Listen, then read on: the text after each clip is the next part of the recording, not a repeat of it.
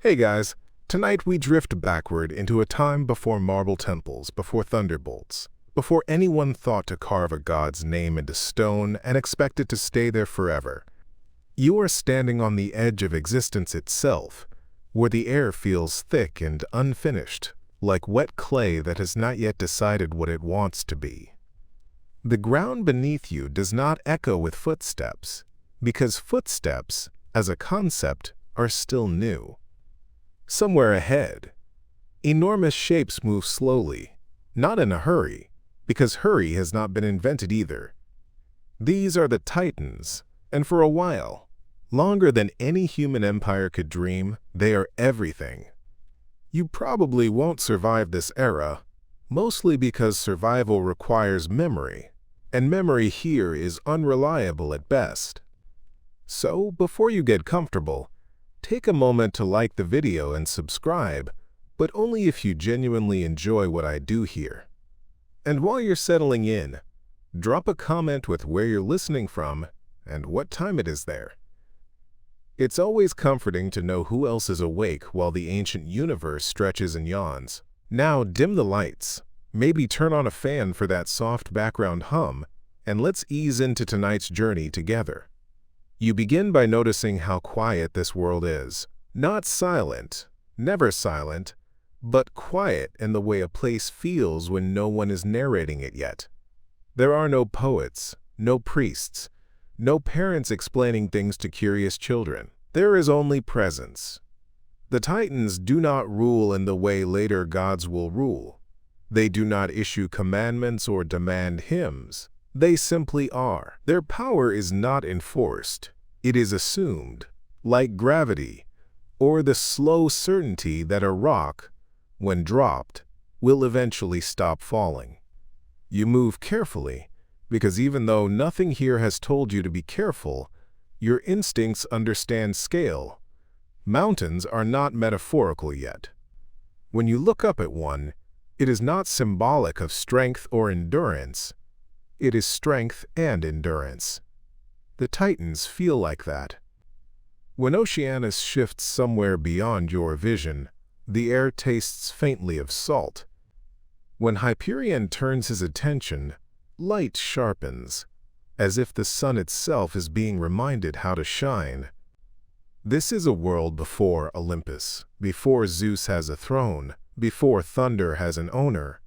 Mainstream mythological tradition places the Titans as the second generation of divine beings, born from Gaia, the earth, and Uranus, the sky. That alone tells you something important. Power here is inherited directly from the structure of reality.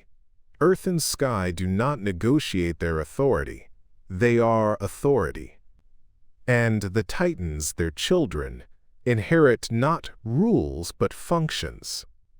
They embody vast concepts: time, light, memory, the endless encircling of waters.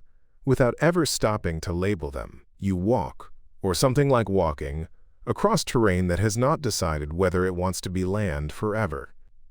The ground feels warm, then cool, then warm again, as if still experimenting. You sense Gaia everywhere, not as a person but as a presence, a low-frequency hum beneath existence. Later stories will call her nurturing, maternal, endlessly patient. Standing here, you realize she is also tired. Creation is work. Even gods feel fatigue when time is young and heavy. The Titans do not talk much. When they do, it is not conversation as you know it. It is more like weather happening between them.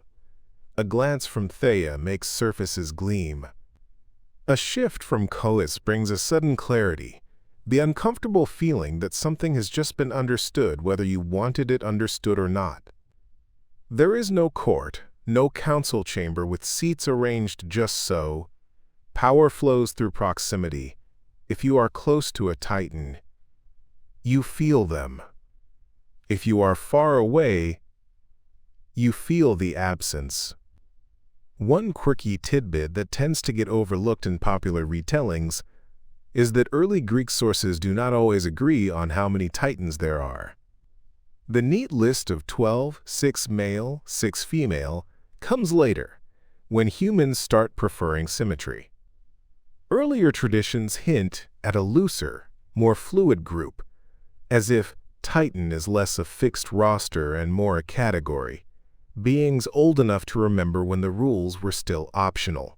Historians still argue whether this inconsistency reflects regional myth variations or a deeper truth that the Titans were never meant to be counted cleanly, because counting itself is a later, more orderly invention. You notice something unsettling as you linger. No one is watching the Titans. There is no audience. Later gods will be hyper-aware of who believes in them, who sacrifices, who forgets. Here, belief is irrelevant. Power does not need reinforcement when nothing exists to challenge it. That sounds stable, even comforting, but you begin to sense the flaw. Without witnesses, power leaves no imprint. It does not echo. It does not get retold. Cronus passes nearby, and the sensation is different from the others. Where Hyperion sharpens light, Cronus thickens time. Moments stretch, then snap back into place. You feel older just standing near him, as if your cells have been reminded that decay is a thing, even if it has not fully started yet. Mainstream myth tells you Cronus will become the ruler of the Titans, overthrowing his father Uranus in a violent act that later Greeks used to explain why the sky is separate from the earth. Standing here, that future feels less like destiny and more like inevitability. When power exists without reflection, it eventually turns inward. You drift, because drifting feels appropriate, and you realize something else. There is no fear here yet. Danger exists. Standing too close to raw creation always carries risk, but fear as an emotion has not been fully installed. The Titans do not worry about endings. Endings require memory of beginnings, and memory, while present, is not yet cherished. This is power without anxiety, which sounds wonderful, until you consider that anxiety is what motivates preservation. A light joke slips into your thoughts, because even at the dawn of time, your brain refuses to be entirely solemn. If these beings had calendars, they would never check them. Deadlines are for mortals and middle managers, not for entities who assume forever is the default setting. You almost expect someone to say, "We'll deal with that later," and genuinely mean later as in several geological eras from now. The absence of ritual is striking. There are no offerings laid out neatly, no altars smoking with sacrifice. Worship, when it eventually appears, will act as a feedback loop, reminding gods who they are supposed to be. Here, identity is intrinsic. A Titan does not need to be told they are powerful, any more than a mountain needs a sign declaring itself tall. You try to imagine telling a story about this place to someone else. You immediately see the problem. Stories require contrast, heroes and villains, beginnings and endings, tension and release. The Titans exist in a long, unbroken present. Nothing pushes against them hard enough to create narrative shape. They are impressive, but they are also boring. They're, it's said, majestic, overwhelming, and narratively inconvenient. This may be why later Greeks, consciously or not, recast the Titans as obstacles rather than protagonists.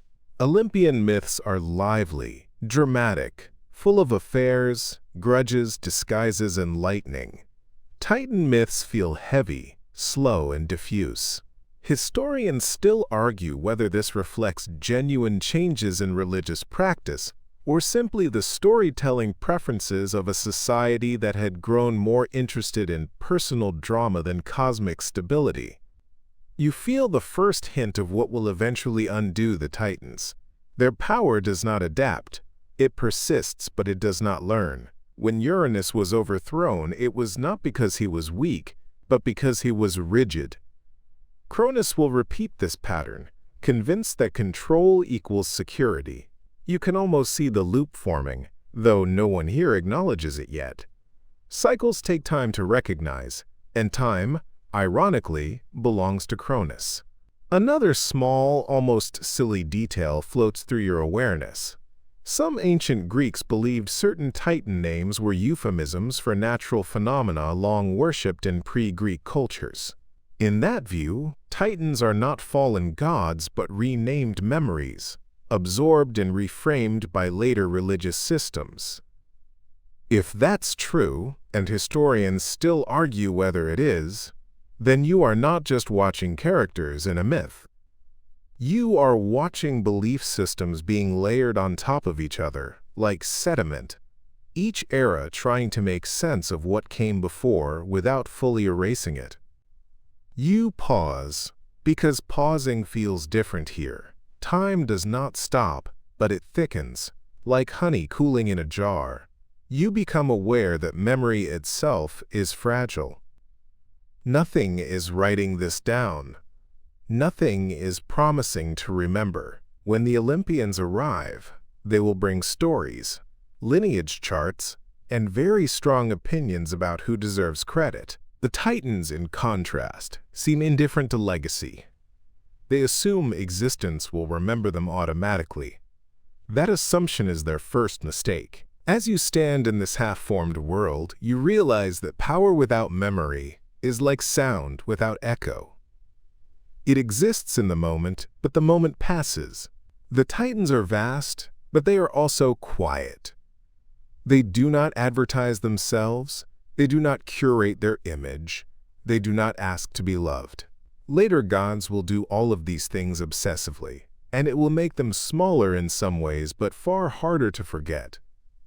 You feel a strange tenderness toward these ancient beings. Not pity. Pity implies weakness, but something like melancholy respect. They are too early. They arrive before storytelling is ready for them. They are the foundation that will be built over, plastered, redecorated, and eventually forgotten, except by scholars, poets, and insomniacs listening to videos like this one at 2 in the morning. And somewhere deep beneath the earth that is still learning how to be solid, Gaia stirs, already aware, perhaps, that her children's reign will not last forever. Creation does not stand still, it accumulates, it remembers selectively. You take one last look around, letting the weight of this pre-Olympian world settle into you. There is no music yet, no rhythm to guide emotion, just presence, immense and unquestioned. It feels eternal. It won't be. The world does not announce the shift when it begins. There is no drum roll, no ominous chord. You only notice it because something that used to feel infinite now feels directional. Power, which once sat everywhere like a thick fog, is starting to move. It gathers. It concentrates. And you, drifting through this half-remembered age, feel the first tightening of the cosmic jaw. Cronus is thinking. Not thinking the way you do, with words and lists and half-formed regrets, but thinking in pressure and gravity. He feels the weight of Uranus above, the sky pressing down endlessly, unchanging, unquestioned. For an eternity, that pressure has simply existed. But now it irritates. You sense it the way you sense a headache coming on before it actually hurts. You remember how Uranus felt when you brushed against his presence earlier. Vast, cold, and distant. He is everywhere and nowhere, an authority so absolute it no longer notices those beneath it. Mainstream myth tells us Uranus imprisoned some of his children deep within Gaia, an act later Greeks interpreted as tyranny. Standing here, you realize it may not have been cruelty in the modern sense. It may have been neglect. The sky does not look down often. When it does not always like what it sees. Cronus does look down. He looks down constantly. And in that looking, resentment forms, not sharp, not hot, but dense. The kind that settles and waits. You feel Gaia's discomfort more clearly now. She is the ground beneath everything, and pressure accumulates inside her. This is one of those moments where myth turns strangely physical. The earth aches. The pain is not metaphorical. When Uranus presses too close, mountains strain before they are fully mountains. Caverns collapse before they are named. Gaia wants space. She wants separation. She wants relief. And here is where the cycle of power first reveals its most reliable pattern: liberation through violence. Cronus does not act alone. The story will later tell you he is given a sickle, a tool both agricultural and surgical, a symbol of harvest and cutting away. There is something unsettling about that duality. The same blade that frees also mutilates. Historians still argue whether this detail reflects ancient agricultural anxieties or a deeper mythic association between order and dismemberment. You don't see the act itself in graphic detail. This is a bedtime story after all, but you feel its consequences ripple outward. When Uranus is overthrown, the sky finally lifts. Space appears. Air flows differently. Gaia exhales for the first time since existence began. Power changes hands. And immediately, something important is lost. Cronus becomes king. But the texture of rule is no longer passive. He is not simply there the way Uranus was. He governs. He watches. He worries. His power, immense as it is, now has edges. Where Uranus was static, Cronus is tense. He knows what he did.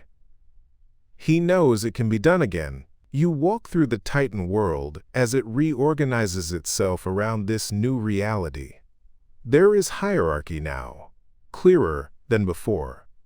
Not rigid, but acknowledged. Oceanus flows outward, marking boundaries. Hyperion's light takes on a more regular rhythm. Mnemosyne, memory itself, becomes more noticeable. Not louder, but more deliberate.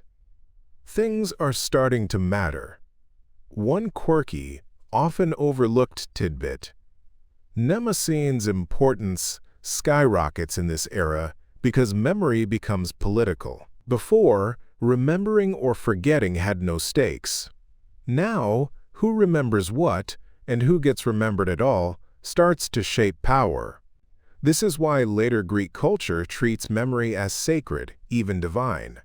Forgetting is no longer neutral, it is dangerous.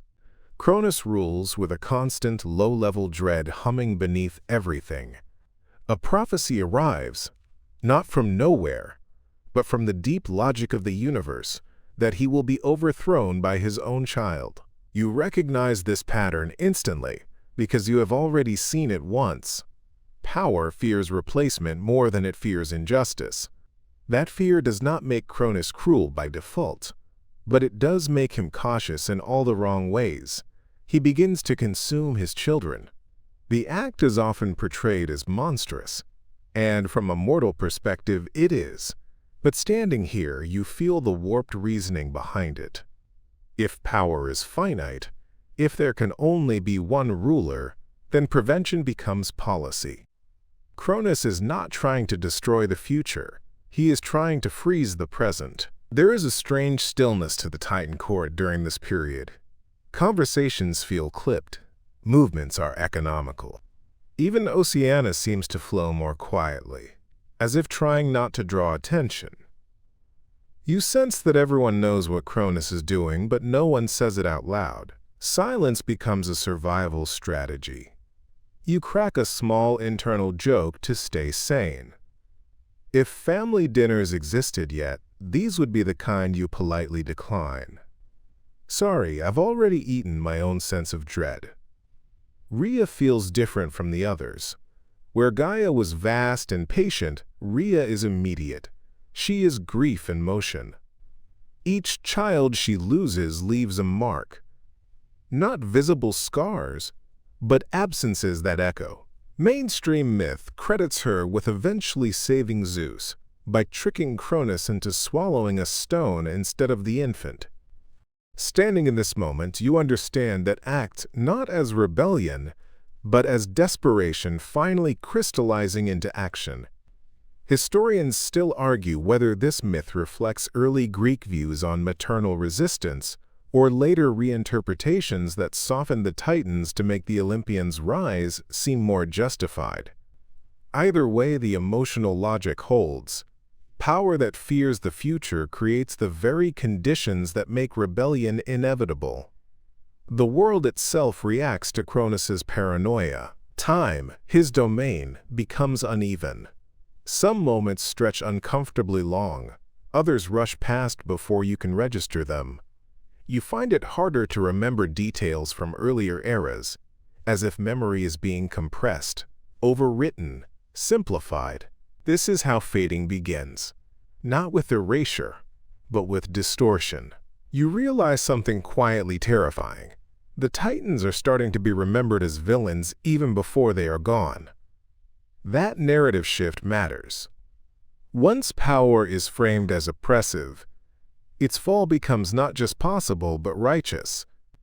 The Olympians, still unborn or hidden, will inherit not only dominion but a story that justifies it. The Titans, who once embodied the raw functions of existence, will become cautionary tales. There is one last detail that lingers with you as this section of time draws to a close. Despite all his control, Cronus cannot stop change entirely. Seeds still sprout.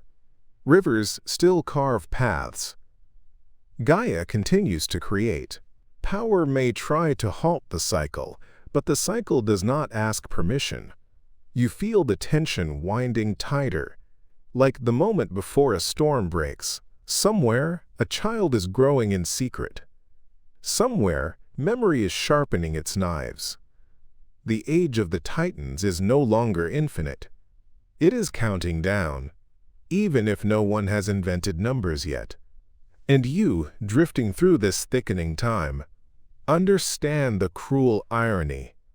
The more desperately power clings to permanence, the faster it teaches the universe how to replace it.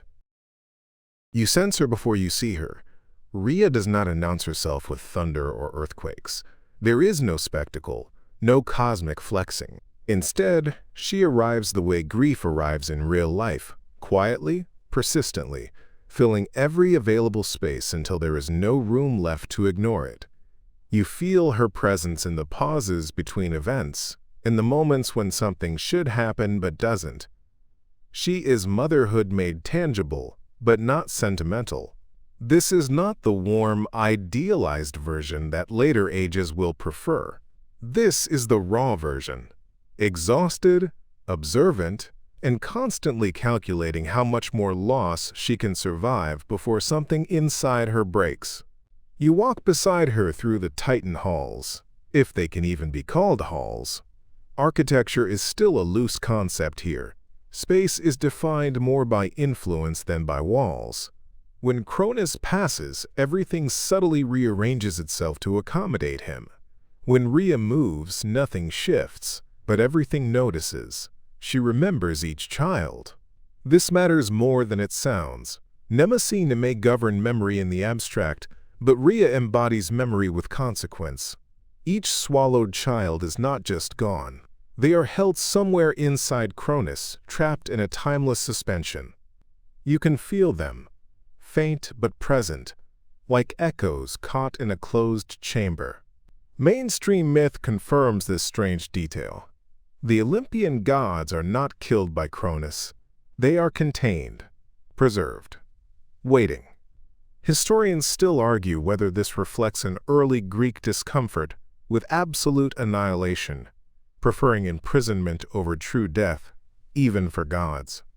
Standing here, you suspect it is something simpler.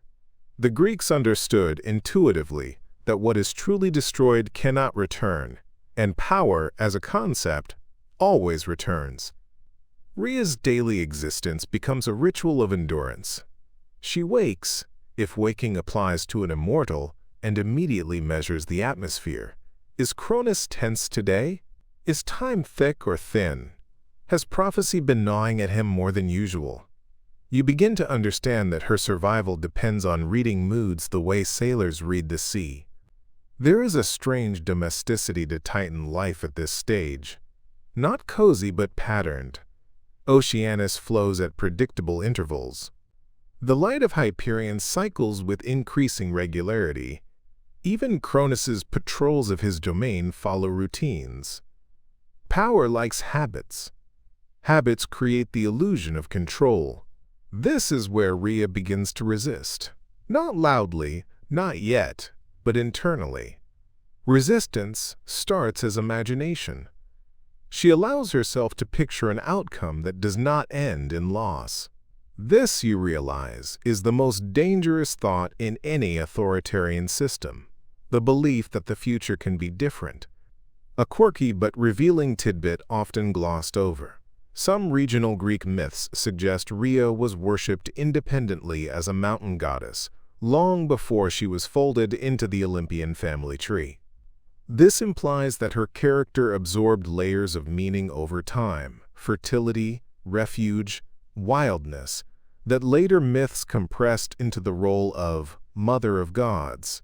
You feel those older layers vibrating beneath her Titan identity, like a deeper rhythm trying to resurface.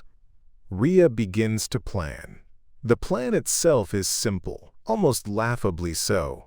Hide one child, substitute a stone, deceive the ruler of time using a basic sleight of hand. On paper, it sounds fragile. Standing here, though, you recognize its brilliance. Cronus's greatest weakness is not cruelty or paranoia. It is certainty. He believes the system he created is airtight. He cannot imagine being tricked by something so ordinary. You help Rhea prepare, not physically, but attentively. You notice how Gaia subtly reshapes the terrain of Crete, creating caves that feel older than intention. You sense how the curette, those strange, armored dancers, will later be said to clash their shields to mask an infant's cries. Historians still argue whether these figures represent an actual ritual cult or a symbolic myth for noise, chaos, and misdirection. Either way, the idea holds. Sometimes survival depends on overwhelming the world with sound. Zeus is born into secrecy. You expect fireworks, lightning, destiny humming in the air. Instead, the moment is small. The baby cries. Rhea stiffens. The world holds its breath. Then the sound fades into the surrounding noise, absorbed, misfiled by reality itself. For the first time in ages, Cronus misses something. That misses everything. Rhea hands Cronus the stone wrapped in cloth. You stand close enough to feel the lie trembling, not because it is weak, but because it carries so much weight. Cronus swallows it without hesitation. Time does not pause. The universe does not object. Power accepts the substitute and moves on. You allow yourself a dry, sleepy chuckle. The king of time undone by a rock. There is something deeply comforting about that. Afterward, Rhea does not celebrate. She does not relax. Relief comes later. Right now, there is only vigilance. She knows one child saved does not undo centuries of loss. But it cracks the pattern. And once a pattern is cracked, it cannot pretend to be eternal anymore.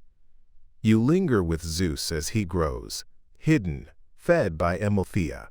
The details vary: goat, nymph, divine foster care program. But the core idea remains. He grows outside the system. He does not internalize Cronus's fear because he never lives under it. This will matter later. more than strength or weapons ever could. Meanwhile, Cronus begins to feel something he cannot name, an unease that does not align with any known threat. Time slips. Minor inconsistencies appear, a sense of being watched, not by enemies but by the future itself. Memory starts to fracture. This is subtle but crucial. Stories about the Titans begin to shift even before their fall. They are no longer described as everything. They are described as before. That linguistic change signals the beginning of the end. Once power is framed as historical rather than absolute, it becomes replaceable. You feel the age bending, preparing for violence, but also for reinterpretation. When the Olympians eventually rise, they will not just defeat the Titans, they will narrate them. And narration, you now understand, is the sharpest weapon of all. Rhea stands at the center of this shift, not as a warrior, but as a hinge. Through her, power learns it can be outmaneuvered. Through her, memory learns it can be selective. As you drift onward, the air feels different again. Thinner, sharper. The countdown you sensed earlier accelerates. The Titans still rule, still loom, still dominate, but the future has slipped through their fingers. And somewhere, a child who was never meant to exist is learning how to remember. You start to notice the routines, not because anyone explains them to you, and certainly not because the Titans gather for meetings with agendas and minutes, but because power, once stabilized, becomes predictable. The Titan order does not rely on law or codified rules. It relies on rhythm, on expectation, on the quiet understanding that things happen the way they have always happened, until they don't. You move through their world and feel how each Titan occupies a function rather than an office. Oceanus does not govern the waters. He is the outer flow, the boundary that defines where the world ends. Hyperion does not command the sun. His presence establishes light as a dependable phenomenon. Even Iapetus, often sidelined in later myths, exerts influence through lineage, shaping the kinds of beings that will come after. Authority here is structural, not bureaucratic. This is an important mainstream fact that later Greek audiences would instinctively understand. The Titans represent cosmic constants rather than personalities. They are less interested in worship and more interested in maintenance. The universe under Titan rule is not dramatic, it is operational. And that is precisely the problem. You walk through what might generously be called a day in the Titan Age. There is no sunrise ceremony, no divine court full of petitioners. Mortals barely exist yet, and those that do are distant, fragile, and mostly irrelevant. Power has no audience. It does not need one. The Titans rule without feedback. Cronus begins his cycle by moving through time itself, smoothing irregularities, compressing anomalies. You feel moments snap into alignment as he passes. There is something compulsive about it. He cannot help himself. His fear of disruption expresses itself as micromanagement of reality. Every inconsistency feels like a threat. You think, briefly, of modern managers who insist on being copied on every email. Rhea's routines are quieter. She moves between spaces, touching things lightly, reinforcing fertility, continuity, and growth where she can. Plants respond to her. Mountains seem less brittle when she lingers nearby. She is doing maintenance too, but of a different kind, the kind that allows change rather than suppressing it. Oceanus never stops. His flow is constant, and you realize this constancy is one of the few comforts left in the Titan world. Everything else feels tense, provisional. The water remembers older rhythms, older freedoms. Some fringe interpretations even suggest Oceanus symbolizes pre-Olympian trade routes, or boundary myths inherited from Near Eastern cosmologies. Whether or not that is true, you sense that he carries memory the way currents carry debris, quietly, persistently. Mnemosyne's role grows more pronounced. Memory is no longer passive storage. It is curated. Certain events are lingered on, others fade quickly. You feel this happening to you as well. Some moments from earlier ages feel blurry now, as if the universe itself is editing its own past. Historians still argue whether this reflects a genuine shift in early Greek myth-making, from cosmic abstraction to narrative storytelling, or whether it simply mirrors how oral traditions compress older material. Standing here, you don't care about the academic framing. You feel the loss directly. The past is becoming selective. The Titans do not notice this at first. Why would they? To notice decay, you must believe decay is possible. You observe how disputes are handled, rarely and poorly. When two forces overlap, there is no court to mediate. One simply overwhelms the other. Gaia absorbs, Oceanus erodes, Hyperion outshines. Authority resolves conflict through dominance, not compromise. It works, technically, but it leaves scars. This is another subtle but critical difference between Titan and Olympian rule. The Olympians will argue constantly. They will cheat, bargain, seduce, threaten, negotiate. The Titans do not. Their power is too blunt for nuance. And blunt power, while impressive, lacks adaptability. You feel the system creaking under its own weight. Cronus's paranoia infects the structure.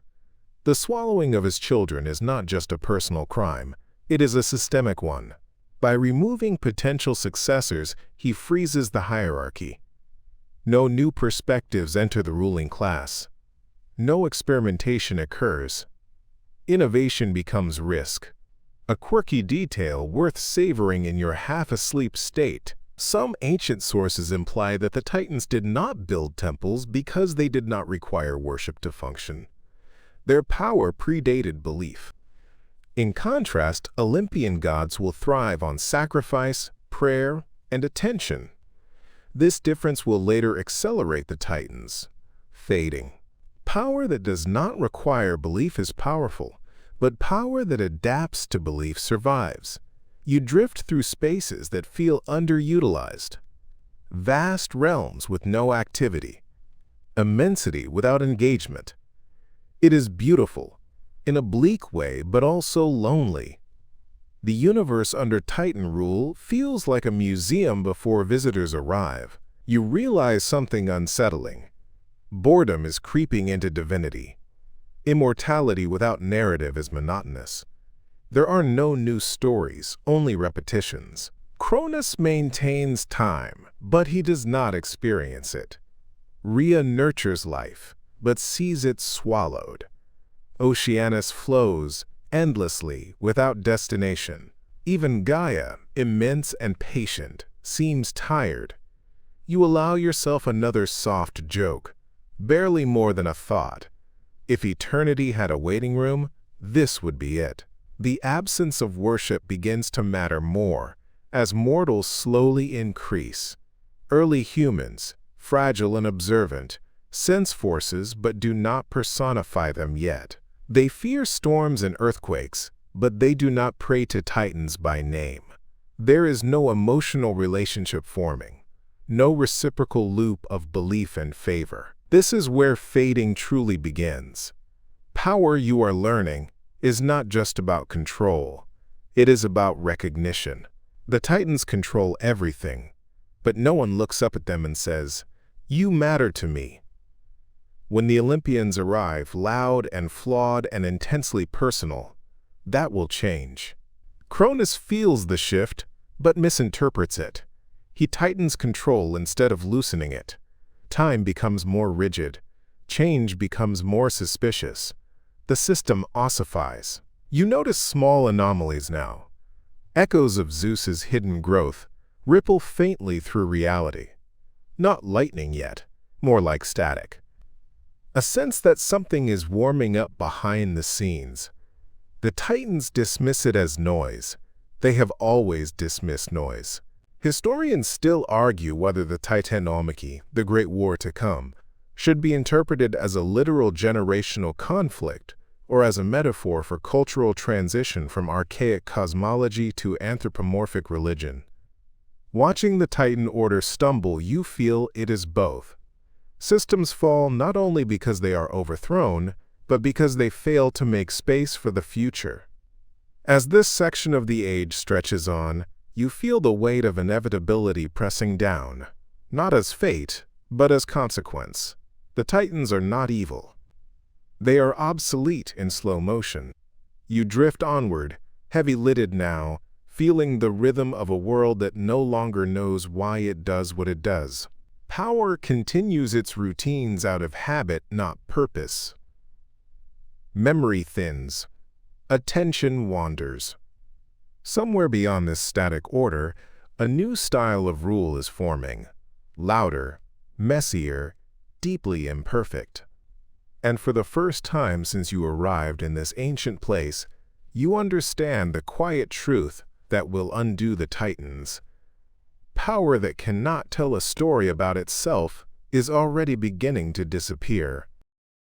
You begin to feel it as a dull drag, like walking through deep water when you're not supposed to be swimming at all. Immortality, which once felt expansive, now feels heavy, not painful, just slow. This is the strange paradox settling over the Titan Age. Nothing ends, but nothing truly begins either. You notice it first in yourself. Moments blur together. Distinctions between earlier and later lose sharpness. Cronus governs time, but under his rule, time becomes repetitive rather than progressive. Days, if they can be called that, do not accumulate meaning. They stack, one atop another, perfectly preserved, perfectly forgettable. This is the hidden cost of endless power. The Titans were never designed to rush. They embody permanence. But permanence, you are learning, has a shelf life when the universe itself is still evolving. Mainstream myth describes the Titans as ancient and vast, but rarely curious. Standing here, you understand why. Curiosity requires the possibility of change. Change feels threatening when your identity is built on being unchanging. Cronus feels this tension acutely. His fear of replacement has matured into a philosophy. Stability above all else. Preservation over growth.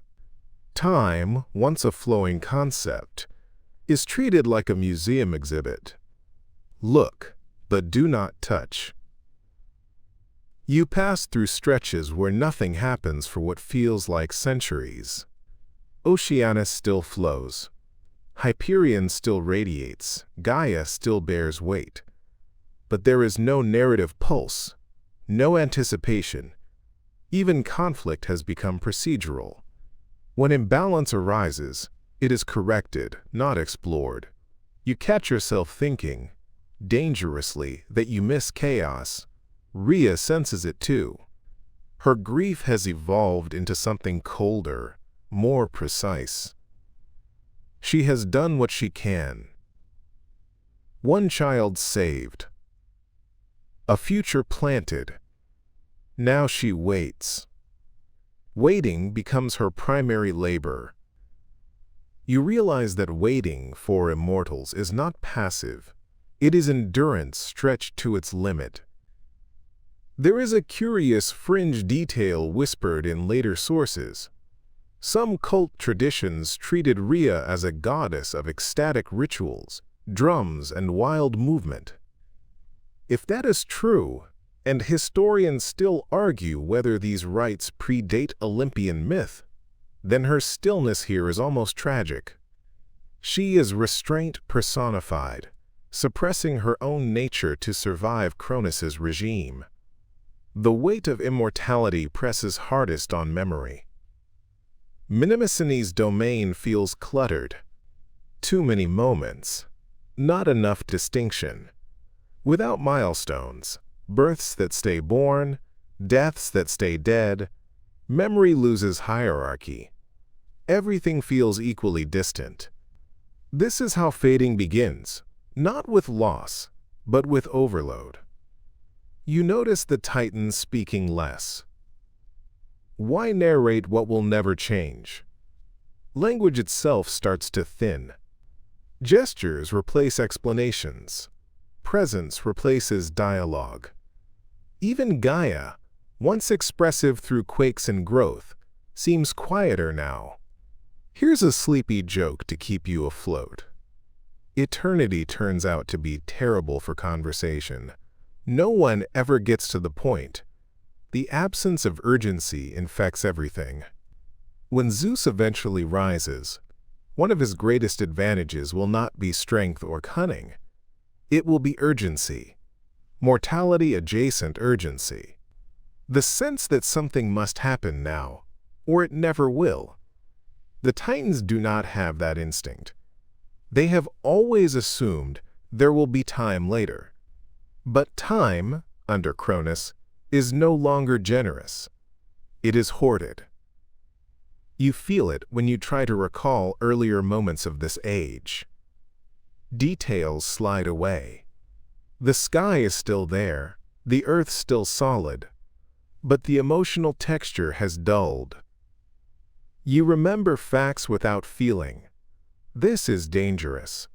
Power without emotional resonance is easy to replace. Historians still argue whether the Titans' decline reflects a cultural shift in how ancient Greeks understood authority, moving from abstract forces to relatable personalities. Standing here, you see it play out experientially. Abstract power feels impressive, but it does not invite loyalty. It does not inspire stories told around fires. It does not comfort frightened mortals at night. The Titans are becoming background noise. Cronus's control tightens in response. He compresses timelines, smoothing variability until everything feels uniformly dull. He mistakes numbness for peace. This is perhaps the most human mistake of all. You drift through a long, quiet stretch and realize something unsettling. If the Titans were to disappear tomorrow, the universe would continue, almost unchanged. Rivers would still flow, light would still shine, earth would still bear weight. The Titans have made themselves redundant by being too good at maintenance. Power that cannot imagine itself ending will never prepare for succession. You sense Zeus growing stronger now, not just physically, but conceptually. He embodies interruption, noise, weather, argument. He will bring messiness back into the cosmos. The Titans, for all their strength, cannot compete with relevance. You feel your own attention waning, eyelids heavy. This is appropriate. This age is meant to lull you. It is the long afternoon of existence, warm and stagnant. As you drift forward, you understand the cruel symmetry of it all. The Titans will not be defeated because they are weak. They will be defeated because the universe has grown bored of them. And boredom, once it takes hold, is irreversible. Something shifts. Not loudly, not cleanly, but unmistakably. It feels like the air before a storm that hasn't learned how to announce itself yet. You sense it first as contrast. After so much stagnation, anything new feels sharp. The world has grown used to sameness, and now sameness is being challenged simply by difference. You feel it radiating from Zeus. He is still hidden, still technically insignificant in terms of raw cosmic scale, but his presence carries an unfamiliar texture. Where the Titans embody functions, Zeus embodies response. He reacts, he adjusts, he learns. You watch him grow not just in size or strength, but in attentiveness. He notices things, he listens, he asks questions, even if no one is there to answer them. This alone sets him apart. Raised outside the Titan system, Zeus never internalizes its assumptions. He does not believe power must be static. He does not fear succession. In fact, he barely thinks about the future in abstract terms. He lives in momentum, in movement, in now. That immediacy gives him an edge the Titans cannot comprehend. Mainstream myth tells us Zeus was raised in secret on Crete, shielded from Cronus' hunger. What those myths rarely emphasize is how formative that secrecy was. Zeus grows up without surveillance, without routine enforcement, without the suffocating predictability of Titan order. Freedom shapes him more than destiny ever could. You begin to notice others gathering around him. Not physically, not yet, but conceptually. Hestia's calm attentiveness, Hera's emerging sense of legitimacy and structure, Demeter's seasonal sensitivity. Even Poseidon's restlessness begins to feel like a counterpoint to Oceanus's endless, emotionless flow. These younger gods feel incomplete, and that incompleteness makes them dynamic. Historians still argue whether this generational framing reflects social changes in early Greek communities, shifts toward household-based worship and interpersonal gods rather than distant cosmic forces. Watching it unfold, you feel how natural it is. People relate to gods who struggle, who argue, who feel slighted. The Titans do not struggle. They endure. And endurance, without evolution, is brittle. Zeus begins testing boundaries, not by attacking, but by questioning. Why does power have to be inherited through fear? Why does authority have to be silent? Why does order require swallowing the future whole? These questions do not echo loudly yet, but they vibrate beneath reality like distant thunder. Cronus senses disturbance again, not a specific threat, more like interference, static in the signal of time. He cannot locate its source, which irritates him far more than an obvious enemy would. He responds the only way he knows how, by tightening control. Time stiffens. You feel moments snap into place more rigidly now. The flow becomes grid-like. Chronology loses flexibility. This is meant to suppress unpredictability, but it has the opposite effect. Pressure builds. Energy has nowhere to go. When it eventually releases, it will be violent. A quirky fringe detail worth lingering on. Some later philosophical traditions interpreted Cronus not as a villain, but as the embodiment of cyclical time, endless repetition without progress.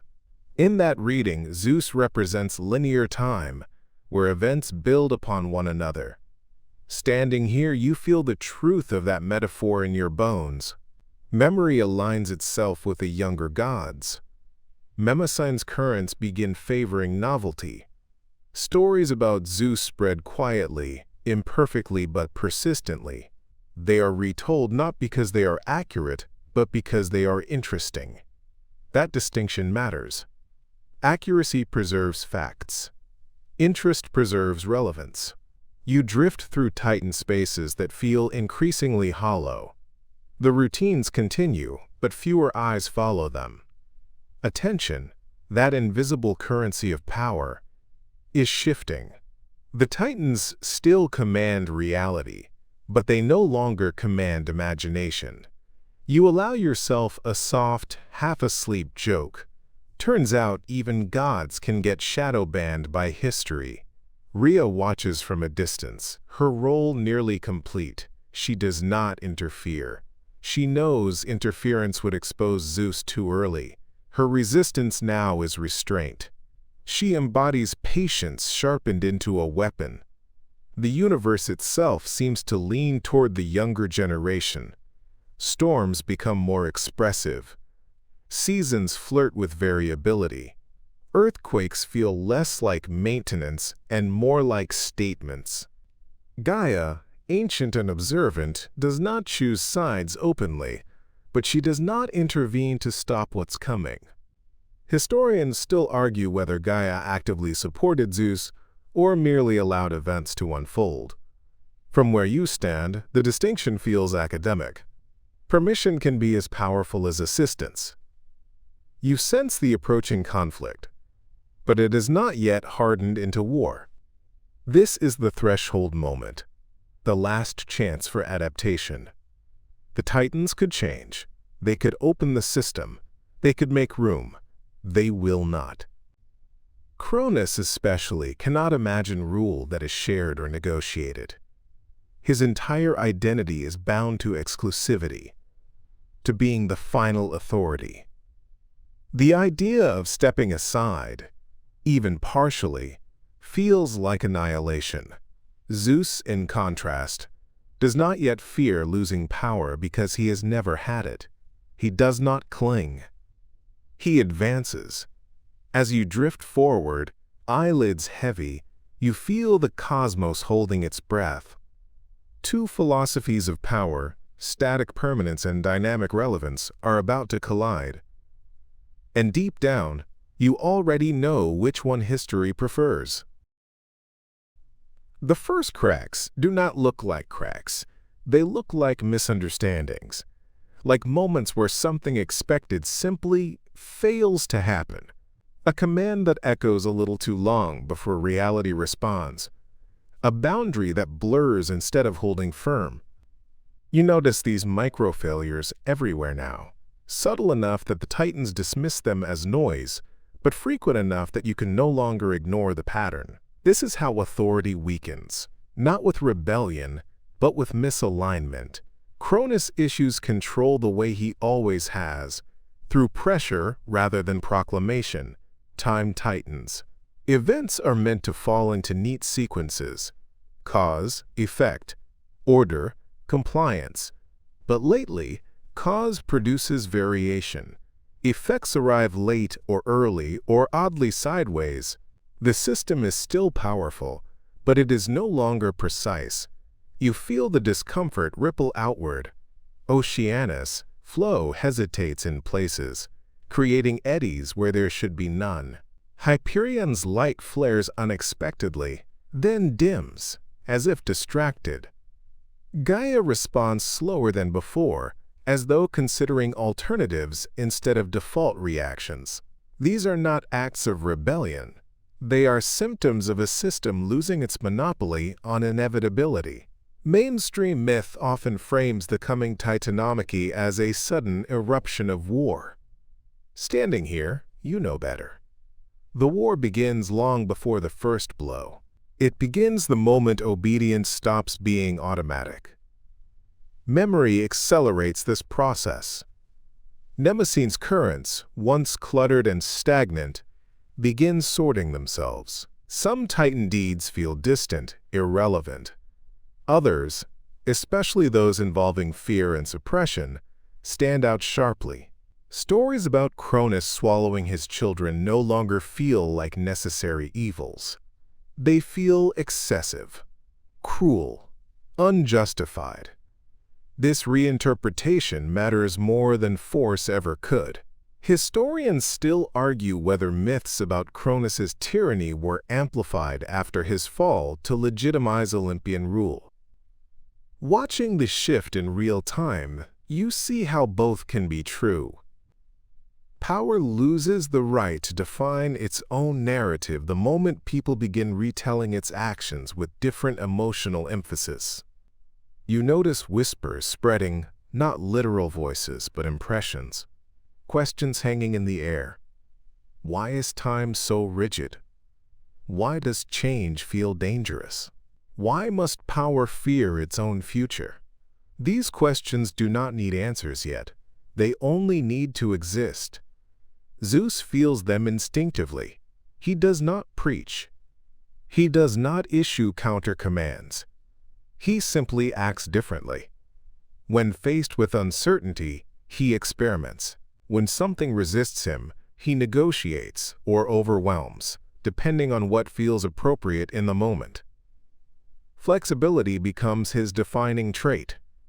You sense Hera observing closely now.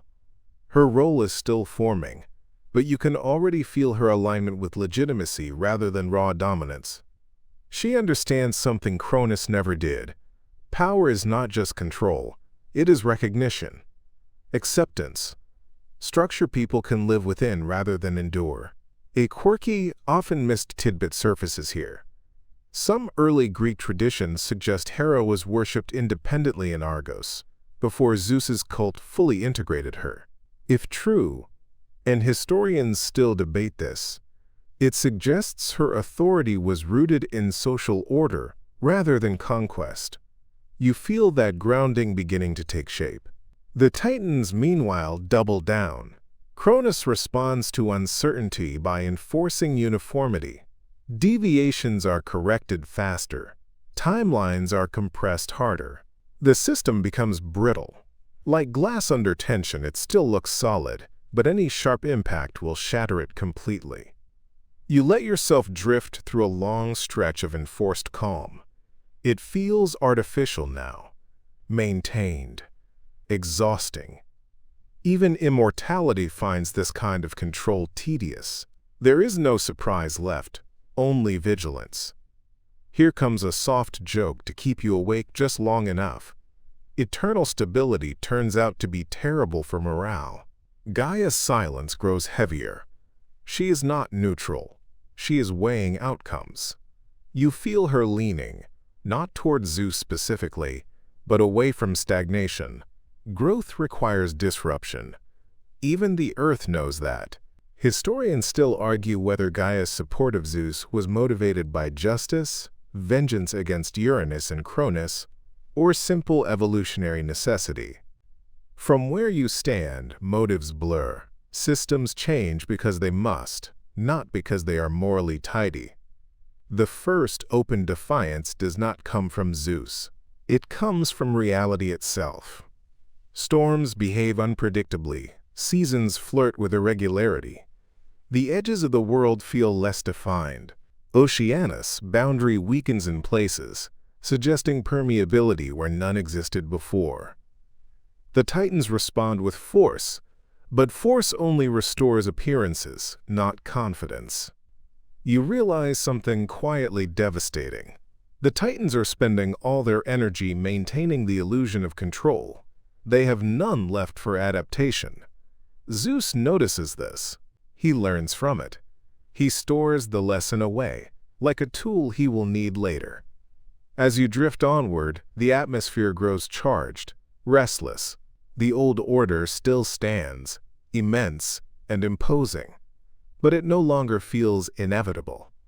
It feels provisional, conditional.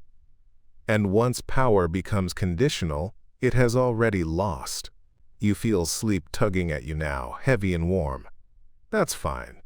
The universe itself is about to wake up violently. For the Titans, the countdown is no longer theoretical. It is audible, ticking beneath everything. And you, half asleep, know exactly what comes next. The moment arrives without ceremony. No trumpet sounds. No cosmic announcement declares that history has pivoted. Instead, you feel a tightening everywhere at once, like the universe has drawn a sharp breath and forgotten how to exhale. The pressure that has been building across ages finally finds a fault line. And it breaks. This is what later storytellers will call the Titanomachy. But standing here, you understand how misleading that name is. It suggests a clean war, two sides lined up, a beginning and an end. The reality is messier. This is not a war that starts, it is a condition that erupts. Zeus steps into the open, not with a speech, not with a declaration of legitimacy. He appears the way storms appear, suddenly obvious in hindsight, but impossible to pinpoint in advance. Lightning is not yet his constant companion, but the air responds to him as if recognizing a new frequency. Mainstream myth tells us Zeus frees his swallowed siblings by forcing Cronus to vomit them back into existence. The method varies: emetic potion, divine force, poetic justice. But the result is consistent. The next generation returns fully formed, unaged, and very much aware of what has been done to them. You feel that moment ripple outward like a shockwave. Time stutters. Cronus, confronted not with a prophecy but with its fulfillment, freezes, not physically, but conceptually. His entire strategy has been prevention. Now prevention has failed. He does not know how to respond to aftermath. This hesitation is brief, but fatal. Hera steps forward not as a warrior, but as an organizer. You sense her instinctively arranging alliances, clarifying roles, defining legitimacy. She understands that chaos alone will not topple the Titans. Structure must replace structure. This is her first true exercise of power. Poseidon brings motion back into water. Not the endless flow of Oceanus, but tides, surges, withdrawal and return. The sea learns how to argue. Demeter introduces seasonality, not yet fully realized, but implied. Growth, followed by absence. Loss, followed by return. The universe experiences grief and recovery as separate states, for the first time. Hades, quiet, observant, does not fight loudly. He watches, learning the shape of endings. You realize, with a chill, that death as a concept is beginning to specialize. The Titans respond with force, raw, overwhelming, impersonal force. Mountains collide, space folds. The old constants assert themselves violently, as if sheer magnitude can erase relevance. You feel the terror of it. Not the sharp terror of danger, but the suffocating terror of being crushed by something that does not notice you exist. This is where the Titans still excel. For a moment. A long, frightening moment. It looks like they might win simply by being too big to fail. Historians still argue whether the Olympians' victory depended more on brute force or on strategy and alliances. Watching the battlefield distort around you, you see the answer is neither alone. It is asymmetry. The Olympians fight unevenly. They retreat, they adapt, they coordinate. The Titans do not. A quirky detail slips through the chaos.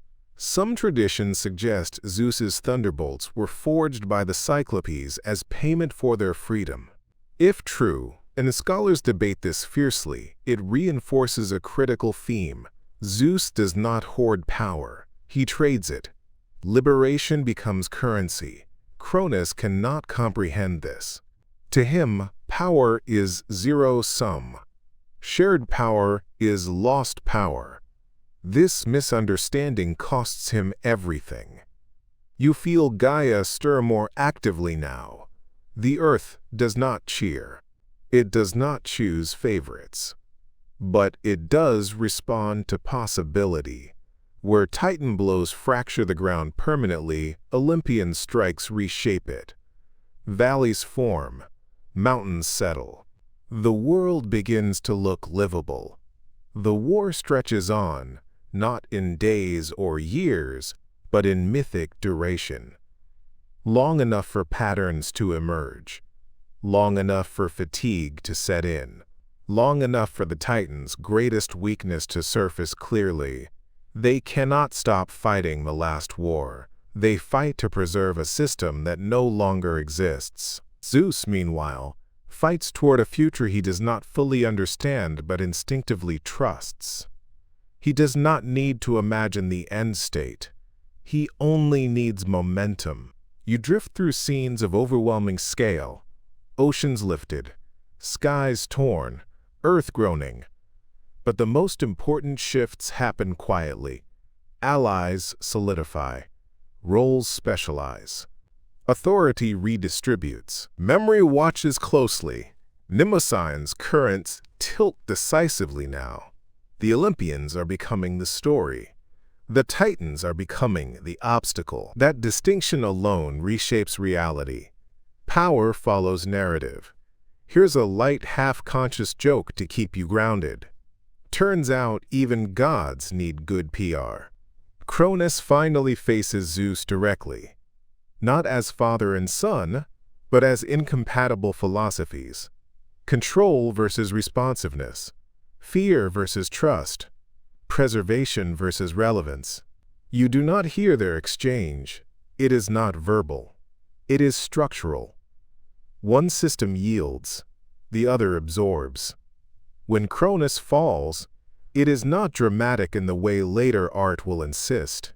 There is no scream that echoes forever. There is release, a sudden loosening. Time, once clenched, exhales. The Titans are defeated, but more importantly, they are displaced. As the dust settles, you realize the most profound change has already occurred. The universe no longer expects power to be eternal, and once that expectation is gone, nothing can ever rule the same way again. The aftermath is not quiet, but it is precise. You notice it immediately. The Titans are still immense, still present, yet their authority has become almost irrelevant. Their names echo through memory, but their influence no longer dictates the flow of events.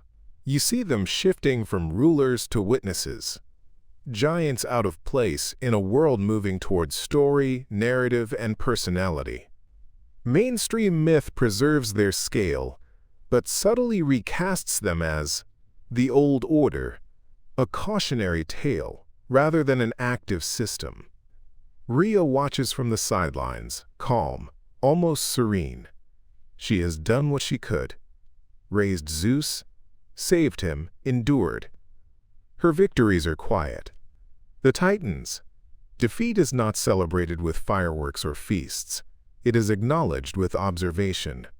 Her eyes record the consequences, cataloging lessons that mortals will never fully grasp. You feel the depth of her foresight. She has shaped history without participating in its chaos. The Olympians begin claiming space in the cosmos. Zeus asserts dominance with a presence you feel more than hear. Lightning now follows him instinctively. Poseidon stirs the seas with playful caprice, experimenting with tides and currents. Hades claims the underworld, not as a punishment, but as a domain with order. Demeter's influence introduces cycles that make mortality comprehensible. Hera, patient and strategic, begins structuring divine marriage as a stabilizing institution for gods and humans alike. Historians still argue whether these emerging roles reflect genuine mythic intent or retrospective harmonization of competing traditions. Watching it, you feel the truth lies somewhere in between. You notice a shift in memory itself. Mnemosyne's currents actively favor the Olympians now, amplifying stories about their cunning, bravery, and occasional ruthlessness. The Titans, once the uncontested constants, fade into the background. Their deeds are still remembered, but increasingly through the lens of narrative necessity.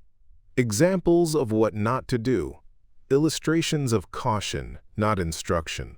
The old powers are preserved for posterity, not practice. A quirky, almost humorous tidbit emerges in your drifting thoughts. Some minor Titan offspring, lesser-known figures like Lelantos or Pallas, appear sporadically in myths as personifications of abstract concepts, like stealth or skill. Their presence is fleeting, and yet their quiet influence will later inspire philosophers, poets, and storytellers. Small ripples endure, even when the waves of power crash elsewhere. The younger gods test their newfound authority carefully. They push boundaries, probe limits, and explore the edges of their capabilities. They are careful, but not cautious. Assertive, but not reckless. You notice the subtle interactions. Zeus does not dominate blindly. Hera negotiates legitimacy. Poseidon experiments with the natural world. Demeter measures human dependency. Hades studies permanence. Each action shapes not just physical reality, but the narrative reality as well, the stories that humans will remember and pass on. The Titans respond minimally, They do not resist directly, but their presence is a constant reminder of what preceded. Oceanus flows without commentary. Hyperion radiates with indifferent persistence. Cronus, confined or subdued, watches time continue without his control. Their authority exists, but the world no longer bends to their expectations. Their relevance is now historical. You begin to sense the fragility of this new system. Momentum is necessary. Relevance depends on attention. The Olympians must maintain engagement, lest power drift into irrelevance. It is a lesson the Titans learned too late. This delicate balance between influence, memory, and action becomes the defining characteristic of the new cosmic order. And as you drift, half asleep, you notice that the universe itself feels lighter. Movement is freer, patterns are less rigid, and even chaos now has room to breathe. The future, for the first time in eons, is unpredictable but fertile. Every shift, every ripple, every minor deviation has potential. You realize this is the quiet genius of the Olympian victory. Not destruction of the old, but creation of space for novelty to thrive. Historians still debate whether the Titans' fading was inevitable or contingent on Zeus's cunning. Standing here, you feel that both perspectives have merit. The old cannot survive without adaptability. The new cannot thrive without opportunity. Together, the interplay between fading memory and emerging relevance defines the cosmic rhythm you now inhabit. You drift deeper into the aftermath, feeling the echoes of impermanence and the hum of possibility. The Titans remain, immense but inert, while the Olympians grow, experiment, and narrate themselves into enduring myth. And in that contrast, you sense the delicate architecture of power and memory, stretching forward into uncharted time. Time stretches like a slowly unfurling scroll, and you notice patterns emerging from the turbulence of the Titan-Olympian transition. What was once flat, monotonous, and inevitable now pulses with variability. Mortals begin to appear more prominently, timid, fragile, yet increasingly aware. Their presence is faint, but they matter more than the Titans ever realized. Power without recognition is sterile, but attention, even hesitant, mortal attention, gives force its meaning. You walk among these early humans, though invisibly. You watch them gaze at the sky, feeling the weight of storms and sunlight. They sense divine influence but cannot yet name it. Lightning strikes somewhere in the distance, not random, but not yet fully understood, and they react with fear, awe, and curiosity. They do not yet pray to Zeus directly, but the pattern is forming. Recognition begins with perception, and perception shapes myth. The Olympians are establishing routines now, not as constraints, but as extensions of personality. Zeus's lightning becomes more precise. Poseidon tests the waters playfully. Hades designs a realm of endings that is structured yet mysterious. Hera works quietly, reinforcing norms, alliances, and the principles of divine marriage. These routines are alive. They bend to circumstance, adapt to failure, and evolve as the gods learn from one another. You feel the contrast. Power that flexes outlives. Power that rigidly persists. A quirky, almost forgotten detail emerges. Some early cults treated the Olympians as negotiators of fate rather than omnipotent rulers. The gods' decisions were interpreted as guidance, not decree. Historians still debate whether this reflects original belief or later reinterpretation. What you sense is deeper. Adaptability invites story, and story ensures memory. Mnemosyne's currents now favor narrative over mere fact. The Titans' achievements persist as cautionary examples, whereas the Olympians' exploits, sometimes flawed, often dramatic, takes center stage. The narrative itself becomes a tool of governance, and you feel the implications of that. Power is not just about capacity. It is about being remembered in ways that compel attention and imitation. You notice early tensions between Zeus and Hera. It is subtle, not catastrophic. An exchange of glances, a flicker of strategic rivalry, an assertion of priorities. Yet these minor tensions energize the pantheon. Conflict here is generative, not destructive. It allows creativity, variation, and story to emerge. Contrast this with Cronus, whose control aimed to prevent even the smallest deviation, and you feel why the Titans' downfall was inevitable. Rigidity cannot cultivate narrative. The Olympians begin experimenting with interactions between themselves and mortals. Small gestures, like Poseidon's tidal signs or Demeter's fertile harvests, create loops of feedback. Mortals observe, react, and myth forms. Recognition begins to shape reality itself. Even the Titans, immense and enduring, cannot influence this loop effectively. They exist in memory, not in engagement. The cosmos itself seems to breathe differently now. Mountains are less rigid, rivers bend and swell. Storms behave capriciously, occasionally punishing, occasionally playful. You realize that disruption has returned as a formative tool. Where the Titans maintained order, the Olympians allow evolution. Stability remains, but it is no longer static. It is dynamic. A sleepy joke occurs to you. If eternity had customer service, the Titans would be the uninterested managers, and the Olympians the interns, figuring out how to keep the shop alive. You allow yourself a small chuckle, feeling it resonate in the warm hush of this half-sleeping cosmos. You begin to sense the future threading through the present. This is not prophecy, not fate, but the observable direction of forces. Mortals will eventually worship, argue, and imitate. Myths will form and be retold. The Titans will persist as memory, not influence. You drift with the awareness that relevance, more than strength, ensures endurance. Historians still argue whether the Olympian focus on narrative was intentional or emergent. From your vantage, it feels both. Systems adapt because adaptation is demanded, not chosen, and the Olympians, unlike their predecessors, are capable of learning. You float in this observation, half asleep, feeling the gentle hum of the universe adjusting, accommodating, and preparing for the next phase. Change is no longer feared.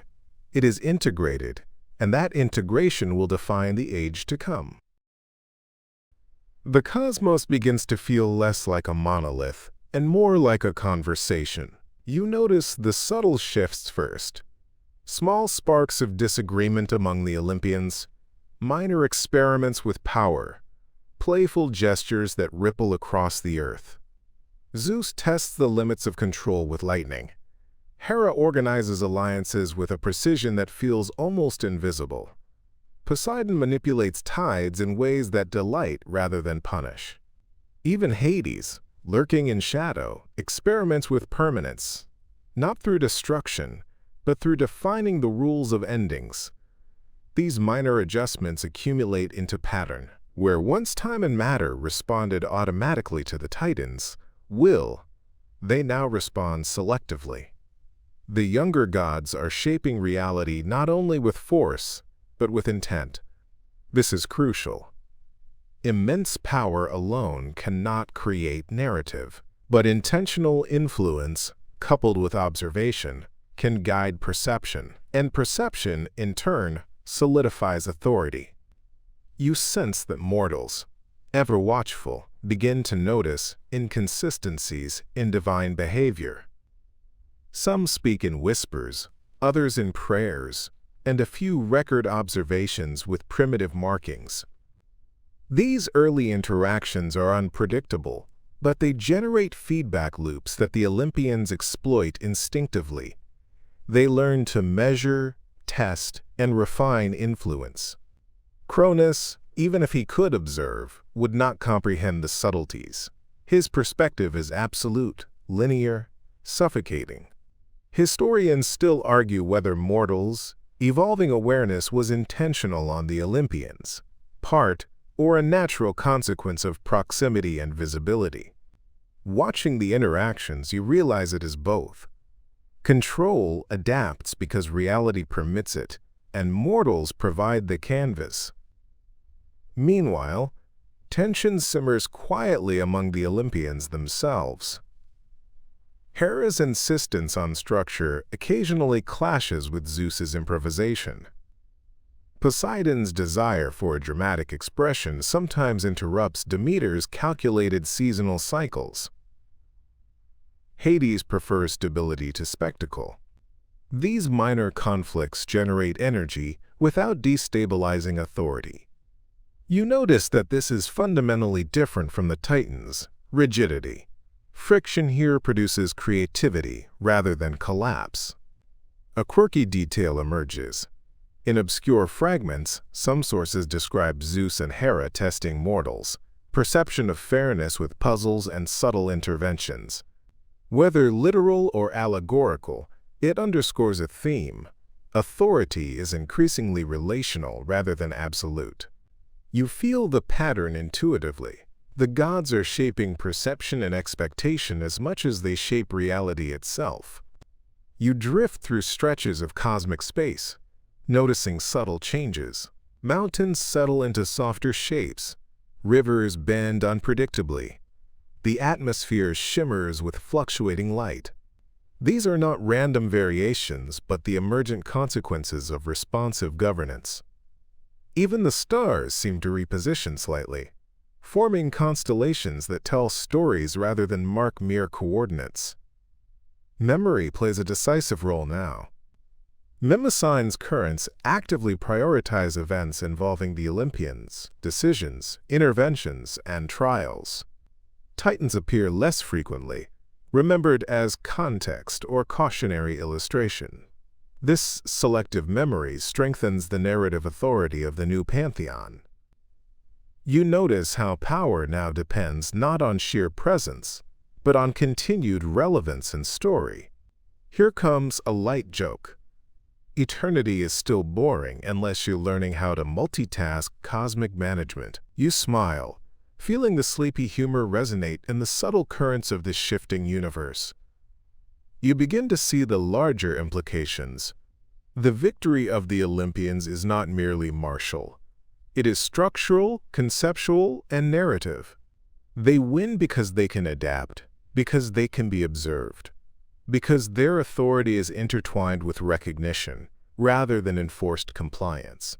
The Titans, by contrast, maintained control through fear and permanence, insufficient mechanisms in a dynamic cosmos. Historians still argue whether the Olympians' strategic flexibility reflects early Greek societal values or natural narrative evolution. From where you drift, both explanations coexist. Adaptability is the invisible currency of this age, and the Olympians wield it effortlessly. And so, drifting through the ether, you feel the universe itself sigh, adjusting to the new regime. Change is no longer imposed. It is integrated. The old rigidity has given way to a living network of influence, perception, and memory. You begin to notice subtle harmonies emerging among the Olympians, like a new symphony of power. Where once the cosmos felt brittle under the Titans, now there's movement, rhythm, and improvisation. Zeus still carries authority like a weight, but it is tempered by responsiveness. Hera's influence shapes systems of marriage and social order, not merely commands. Poseidon experiments with the seas, not to dominate, but to explore possibilities, and Demeter introduces cycles that allow mortals to anticipate, plan, and celebrate. Even Hades, often overlooked, establishes permanence with rules that feel comprehensible rather than arbitrary. These harmonies do not form automatically. They emerge from constant negotiation, trial, and minor conflicts. You feel the subtle exchanges of influence between Zeus and Hera, the playful but calculated interventions of Poseidon, and Demeter's persistent adjustments to ensure fertility remains predictable yet surprising. This is governance as dialogue, not decree. Where the Titans enforced compliance through rigid enforcement, the Olympians cultivate engagement through dynamic structure. Mainstream myth often compresses these events into simple stories.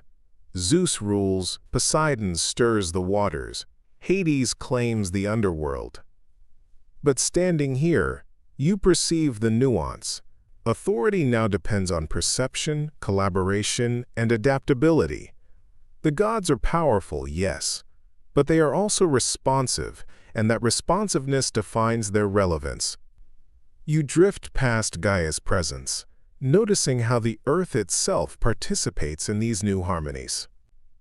Cracks in the crust, rivers, courses, and weather patterns subtly adjust to reflect the interplay among the gods. Where Titans imposed order, the Olympians orchestrate balance. Nature is no longer merely functional. It is communicative, reflective of divine personality and intent.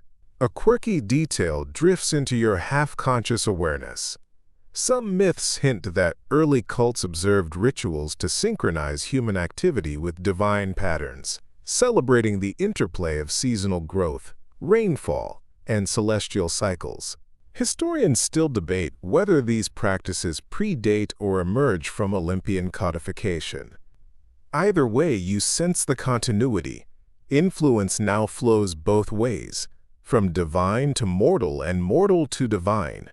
Memory, too, is evolving. Mnemosyne's currents now privilege actions that produce consequences, innovations, and narratives. The Titans, endless repetition fades. The Olympians, experiments take center stage.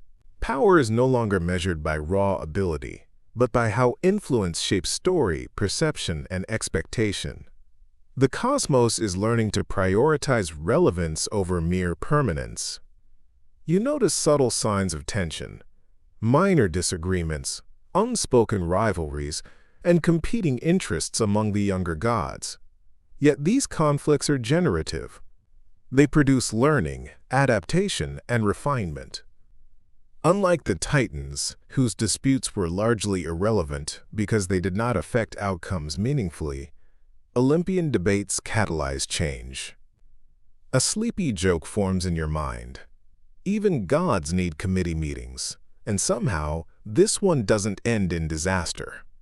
You smile at the thought, feeling the sleepy humor hum through the cosmos.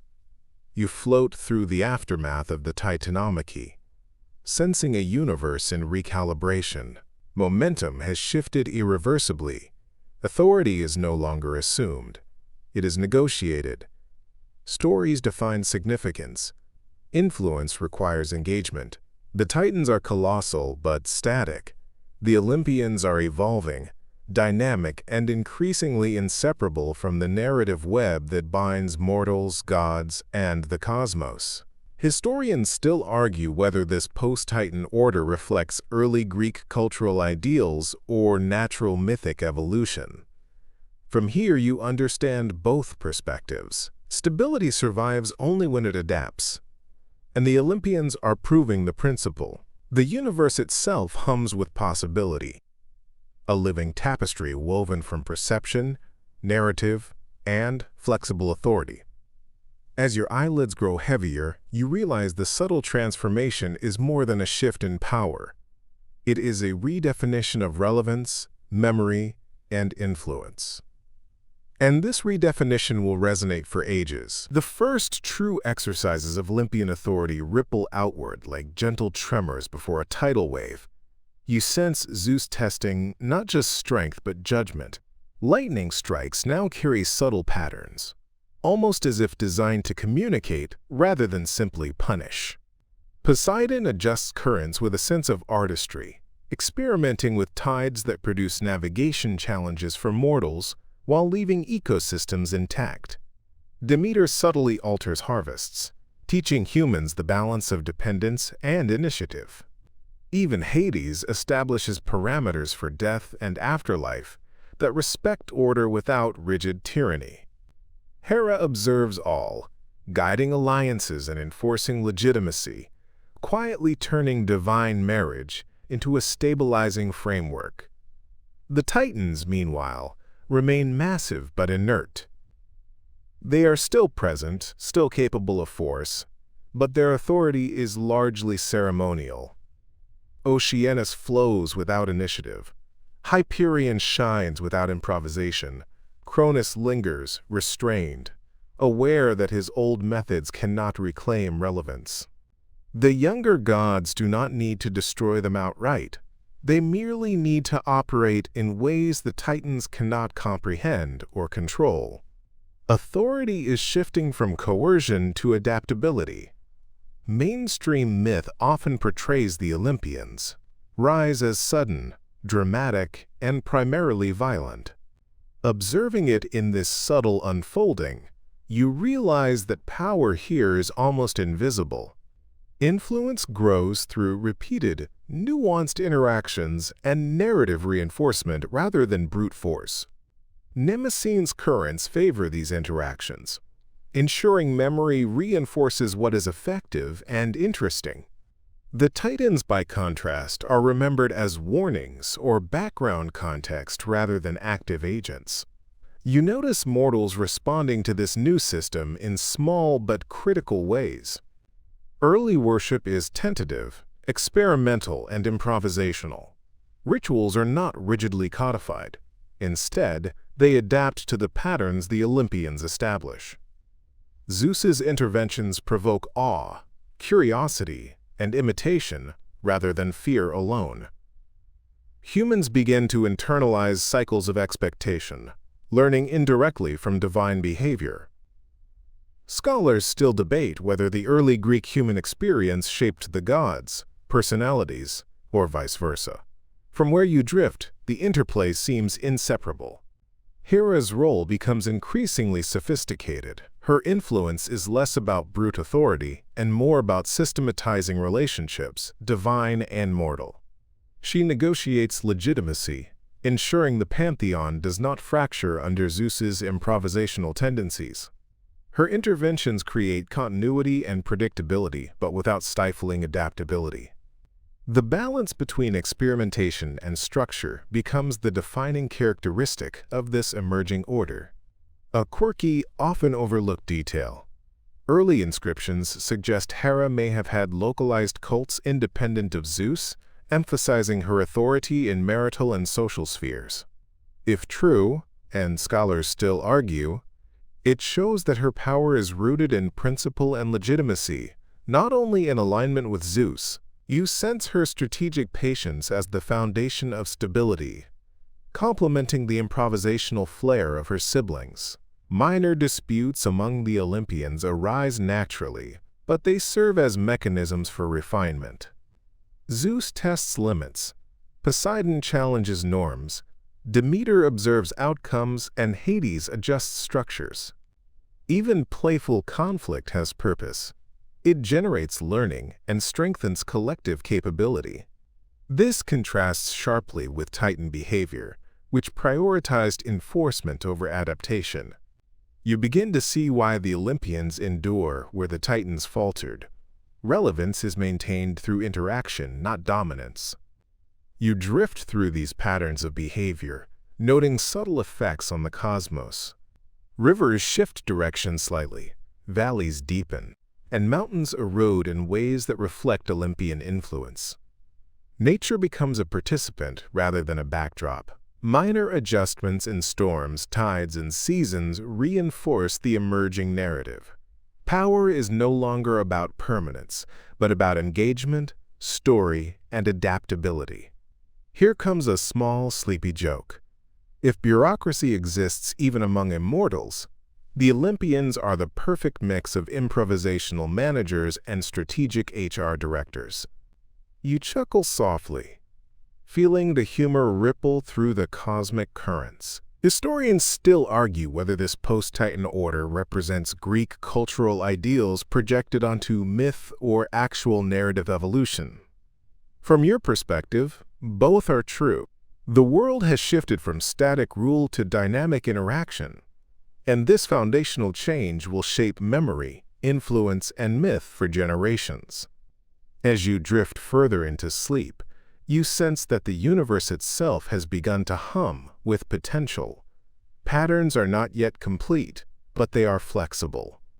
Influence is no longer coercive, it is participatory. And the Olympians are learning how to govern in ways that will define the age to come. The Olympians' consolidation of power is neither abrupt nor ostentatious. Instead, it unfolds like a careful, deliberate dance, a choreography of influence across the cosmos. You sense Zeus stepping lightly, testing limits without overstepping. His lightning becomes not just a weapon, but a tool, a language of authority communicated through precision rather than brute force. Poseidon experiments with currents and tides, observing how minor adjustments ripple through ecosystems and human behavior. Demeter orchestrates seasonal cycles that teach mortals patience and planning. Hades polices the boundary between life and death with subtle consistency. And Hera, the silent strategist, interweaves legitimacy, alliances, and the principles of divine marriage, reinforcing the stability of the emerging pantheon. The Titans, immense and inert, are increasingly irrelevant. Oceanus flows, Hyperion shines, Cronus hesitates, all without true impact. Their authority lingers as memory, not as actionable force. Standing among them, you realize that dominance without relevance is sterile, a lesson the Titans learned too late. Their presence shapes narrative only insofar as it contrasts with the Olympians' dynamism. Mainstream myth often dramatizes the Olympians' rise as explosive, sudden, and filled with violence. What you perceive, drifting through the ether, is subtler. Influence accrues through repeated, nuanced interactions, with narrative and memory as central currencies. Mnemosyne's currents now favor the Olympians' experiments, ensuring that successes are remembered, taught, and emulated. The Titans, in contrast, are preserved as cautionary examples, warnings etched in the cosmic memory, rather than active participants in change. Mortals begin responding in subtle but critical ways. Early worship is adaptive and improvisational. Rituals shift and evolve as the gods. Patterns become apparent. Zeus's interventions provoke awe and imitation more than fear. Humans internalize cycles of expectation, indirectly learning from divine behavior. Scholars still debate whether early human practice influenced Olympian behavior or merely reflected it.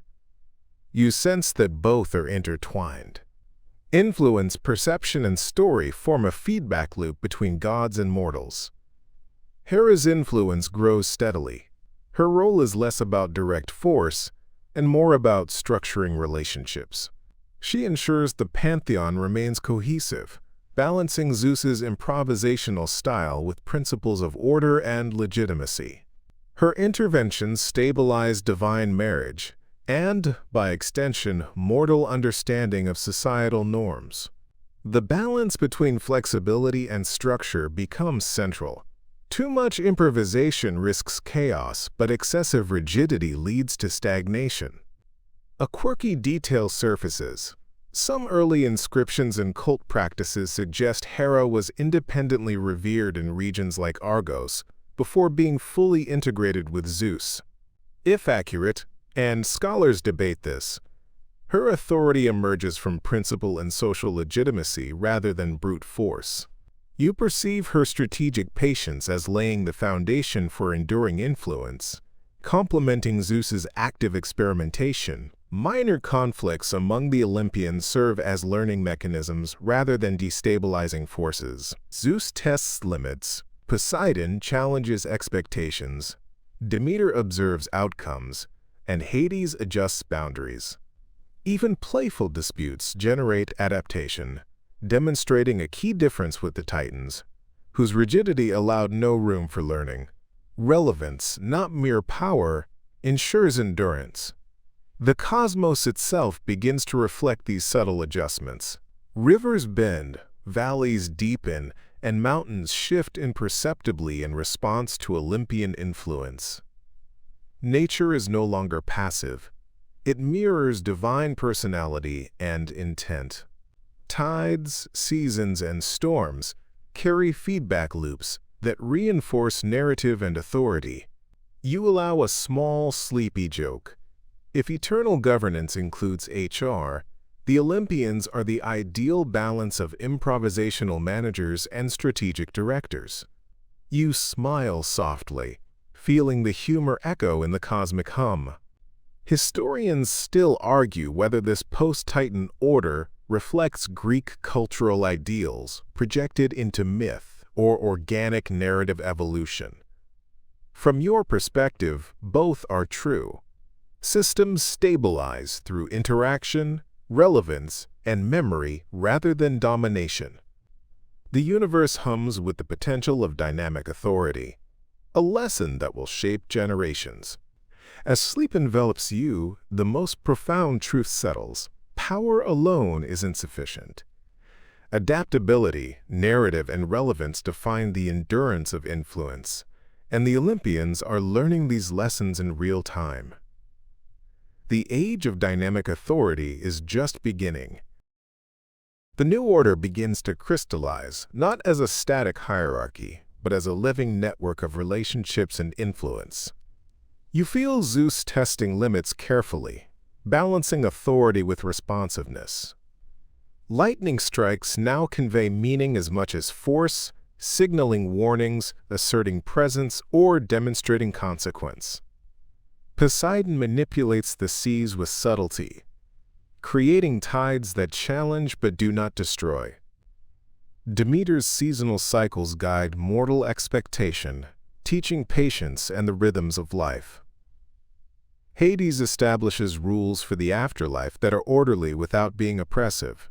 Hera's influence, silent, strategic, and patient, ensures continuity, regulating divine marriage and alliances, quietly but decisively reinforcing the pantheon's stability. The Titans remain colossal but inert. Their influence has diminished. Their actions are reactive, not creative. Oceanus flows, Hyperion shines, Cronus lingers, all immense, yet increasingly irrelevant. You notice the core truth. Raw power alone does not sustain authority. The Titans, methods based on coercion and fear, are insufficient in a universe now valuing adaptability and narrative. Their presence serves as a backdrop to the Olympians, dynamic experimentation. Mainstream myth condenses these developments into swift narratives of war and victory. Standing here, you sense that authority is less about conquest and more about engagement. Mnemosine's currents reinforce this. Stories of the Olympians, successes, innovations, and leadership dominate memory. The Titans are remembered primarily as warnings or illustrative contrasts, cementing the narrative of generational transition. Influence is inseparable from memory, and memory is inseparable from relevance. Mortals, though fledgling, respond to this new order. Worship emerges hesitantly, often improvisationally. Rituals are flexible, adapting to divine patterns. Zeus's interventions inspire awe and imitation rather than terror. Humans begin to internalize cycles, learning indirectly from divine behavior. Scholars still debate whether mortal adaptation influenced the gods, strategies, or merely reflected pre-existing divine tendencies. You sense a feedback loop. Engagement with mortals reinforces Olympian authority. Hera's role becomes increasingly vital. Her influence extends beyond marital domains into systemic stabilization.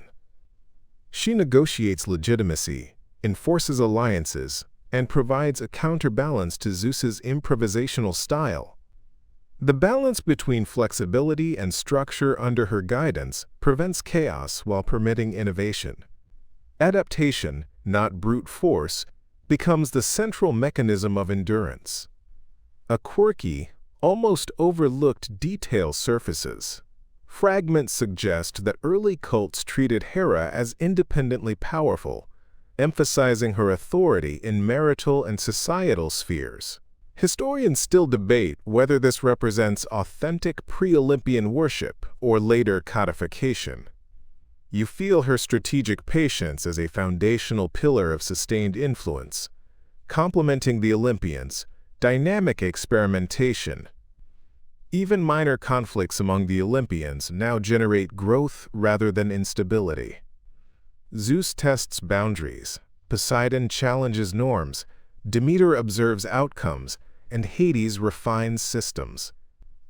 Playful tensions foster learning, creating a resilient yet adaptive hierarchy.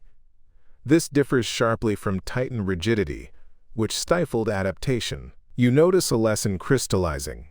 Relevance, engagement, and adaptability outlive raw power.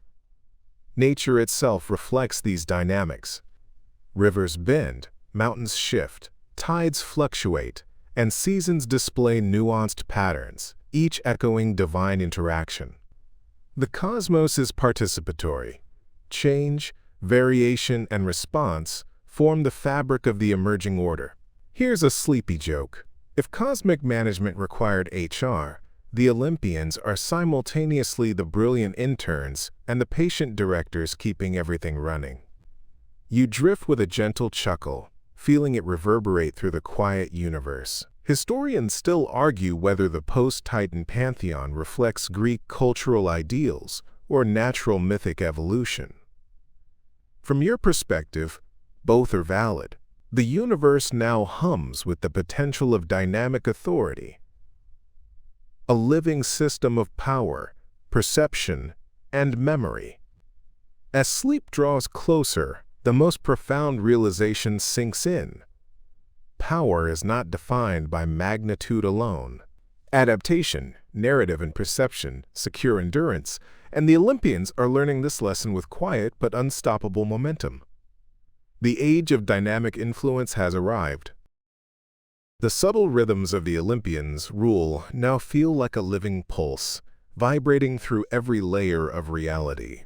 You drift among them, sensing not merely action, but intention. Zeus moves with deliberate energy, testing boundaries, observing effects. Lightning becomes a language of consequence, a measure of his authority, rather than a tool of intimidation. Poseidon experiments with the seas, patterns, creating minor disruptions that teach mortals patience, respect, and observation. Demeter calibrates seasonal cycles, subtly reminding humans of the balance between growth and absence. Hades oversees endings, ensuring that mortality and decay are orderly without suffocating potential. Hera's quiet guidance structures relationships, ensuring cohesion among the gods, while codifying divine marriage as a stabilizing principle for both gods and mortals. The Titans remain, massive yet increasingly irrelevant. Their sheer presence inspires awe, but influence has shifted toward adaptability, engagement, and memory. Oceanus flows without strategy, Hyperion radiates without creativity, and Cronus waits, aware but powerless to adapt. Authority now hinges not on force, but on relevance, attention, and narrative resonance. You realize that the Titans' reliance on permanence alone makes them inherently fragile in a world where influence is reinforced by observation and response. Mainstream myth often compresses these developments into dramatic battles and clear-cut victories. Observing here, you perceive subtler mechanisms. Influence accrues through repeated, nuanced interaction. Mnemosine's currents favor stories of strategic intervention, learning, and effective decision-making. The Titans exist as context and cautionary example. The Olympians dominate memory by being active, adaptive, and engaging. Relevance is inseparable from endurance. Mortals begin to shape the pattern too. Rituals form, not rigidly but with improvisation.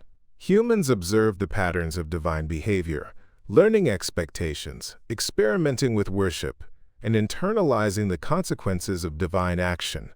Scholars still debate whether mortals shaped Olympian behavior or merely mirrored it. Standing here, you recognize a feedback loop. The gods influence humans, humans reinforce divine narrative, and narrative sustains authority. Hera's role deepens. Her strategic patience reinforces cohesion, legitimacy, and systematization. She is not merely a stabilizing presence. She shapes patterns, expectations, and social norms. Without her, Zeus's improvisation risks disorder. With her, adaptability gains structure. Her influence ensures the pantheon functions dynamically, preserving stability without suffocating creativity. A quirky, almost forgotten detail surfaces. Some minor cults treated Hera independently from Zeus, emphasizing her authority in regional rituals and marriage rites. Historians still argue whether this reflects genuine early practice or later harmonization. From where you float, both interpretations coexist. Hera's patient coordination strengthens the pantheon's resilience, complementing the improvisational tendencies of her siblings. Even minor Olympian disagreements now serve as growth mechanisms. Zeus tests limits, Poseidon experiments with unpredictability, Demeter monitors outcomes, Hades enforces balance. Playful tension generates adaptability, ensuring lessons are internalized. The Titans, by contrast, lacked mechanisms to evolve, rigid, unresponsive, and increasingly irrelevant. Relevance surpasses raw power. Nature itself reflects this recalibration. Mountains settle more gently. Rivers meander unpredictably. Tides oscillate with new subtle patterns, and seasonal transitions feel nuanced rather than harsh. The cosmos participates in this emerging order. Feedback loops between divine action, mortal response, and environmental reaction reinforce both narrative and stability. You allow a sleepy chuckle. If immortality requires HR and strategy meetings, the Olympians are the perfect blend of improvisational managers and patient directors. Humor pulses through the hum of the universe. Historians still debate whether the post-Titan pantheon's dynamic approach reflects societal ideals or natural evolution in myth. From your drifting perspective, both are true. The universe hums with flexible authority, the interplay of narrative, memory, and engagement. As you float deeper into sleep, a fundamental realization settles in. Power without adaptability is fragile. Authority without narrative is irrelevant. Relevance is endurance. The Olympians are learning these principles in real time, shaping a world where influence flows dynamically, unpredictably, and irresistibly. The age of adaptive, narrative-driven authority is firmly underway. You drift further into this delicate web of power, noticing how the Olympians' influence is no longer a blunt instrument but a living negotiation. Zeus continues to test limits, his lightning now measured, precise, almost conversational. Poseidon experiments with currents and tides, introducing subtle disruptions that nudge mortals toward awareness without threatening survival. Demeter orchestrates the rhythms of planting and harvest, instilling patience, hope, and the understanding that growth is cyclical. Hades governs endings with order, ensuring that mortality and decay are predictable yet mysterious. Hera, ever the strategist, weaves alliances, regulates divine marriage, and ensures that the pantheon maintains cohesion despite friction, disagreement, or occasional caprice. The Titans, still immense, feel increasingly obsolete. Oceanus flows but exerts no initiative. Hyperion radiates but rarely interacts. Cronus watches, aware yet impotent in the face of this dynamic system. Authority has shifted. Relevance, engagement, and narrative now outweigh mere magnitude. The Titans.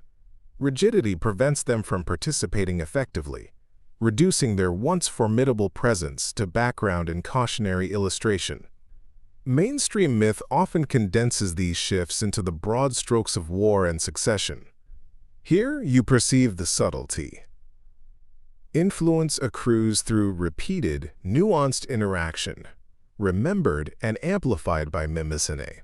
The Titans exist as context, as examples of static authority, while the Olympians dominate narrative through creativity, learning, and engagement. Memory and relevance are inseparable from power itself. Mortals respond, gradually and adaptively. Rituals evolve, first improvisationally, then systematically, reflecting patterns established by the Olympians. Observation becomes worship, and worship reinforces divine authority. Scholars still debate whether human behavior shaped the gods or mirrored pre-existing tendencies, but the interplay is undeniable. A feedback loop forms. Divine action influences mortals. Mortals reinforce narrative. Narrative sustains authority. Hera's influence becomes increasingly structural.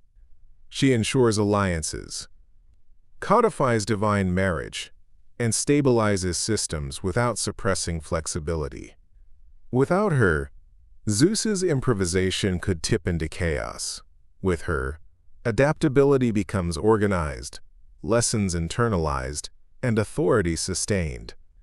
A quirky, almost overlooked detail surfaces. Early fragments suggest Hera's independent worship may predate or run parallel to Zeus, emphasizing her authority in social and marital spheres.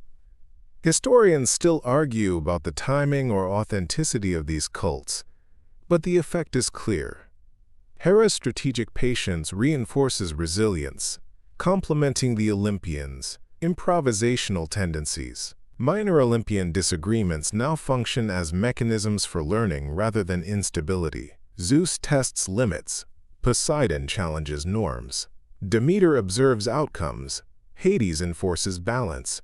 Even playful tension fosters adaptation. The Titans, by contrast, lacked the mechanisms for evolution. Rigidity curtailed relevance. Authority now demands interaction, not domination. Nature mirrors these patterns. Mountains erode and settle gently, rivers meander unpredictably, tides oscillate with subtle variation, and seasons transition with nuance. The cosmos is participatory. Feedback loops between gods, mortals, and environment reinforce both narrative and authority. A sleepy joke forms. If eternal management requires HR, Zeus is the improvisational intern, Poseidon the mischievous consultant, and Hera the patient director keeping the system running. You chuckle softly, letting the humor ripple through the ether. Historians still debate whether the Olympians' adaptive order reflects Greek societal ideals or natural mythic evolution. From where you drift, both explanations coexist. The universe hums with dynamic authority, where memory, narrative, and engagement maintain power far longer than sheer strength alone. As you drift closer to sleep, a final clarity settles in. Power without adaptability is hollow. Influence without narrative is fleeting, and relevance determines endurance. The Olympians are mastering these principles, shaping a cosmos alive with possibility, response, and story. You float through the subtle currents of the cosmos, noticing how the Olympians' authority has matured into something almost organic. Zeus wields his lightning not merely as a weapon, but as a tool of signaling and guidance. Poseidon experiments with tides, observing how small shifts affect both humans and ecosystems, testing the boundaries of influence without causing catastrophe. Demeter fine-tunes seasonal patterns, reminding mortals of balance, patience, and the interconnectedness of life.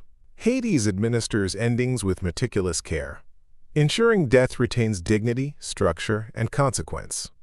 And Hera, the silent architect, continues weaving alliances, codifying divine marriage, and stabilizing the pantheon's internal dynamics. Her work is invisible, yet its impact resonates through every interaction.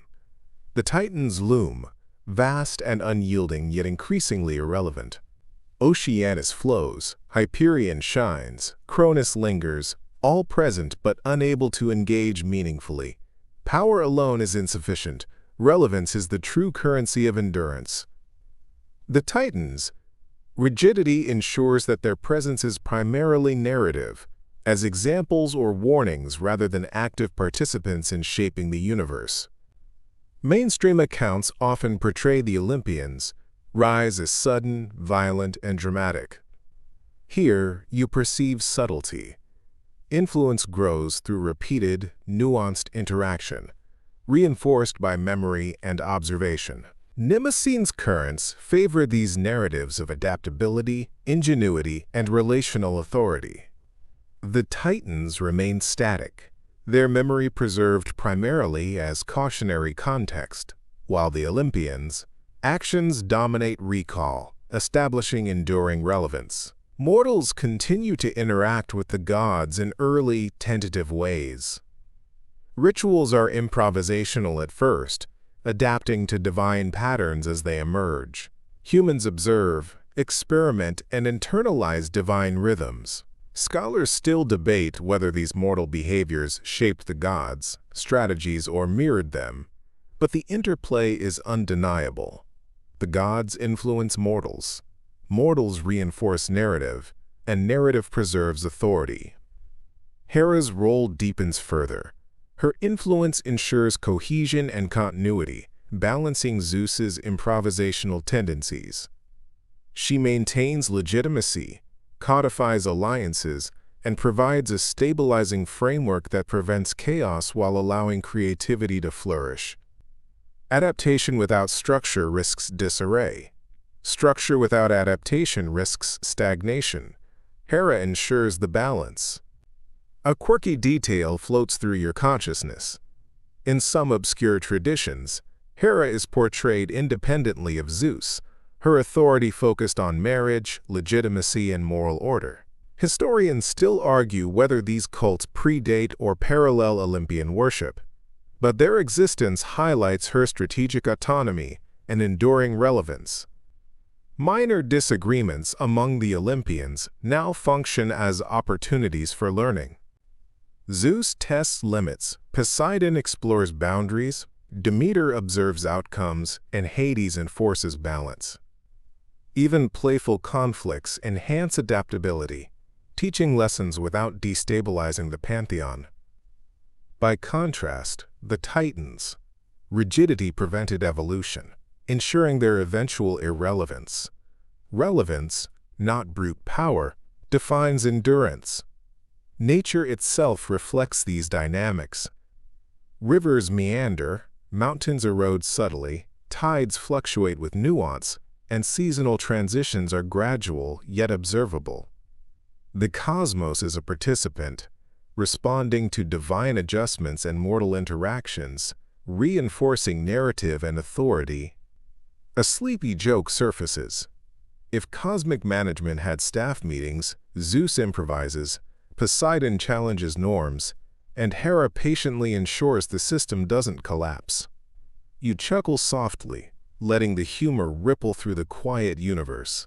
Historians still debate whether the adaptive structure of the Olympians reflects Greek cultural ideals or the natural evolution of myth.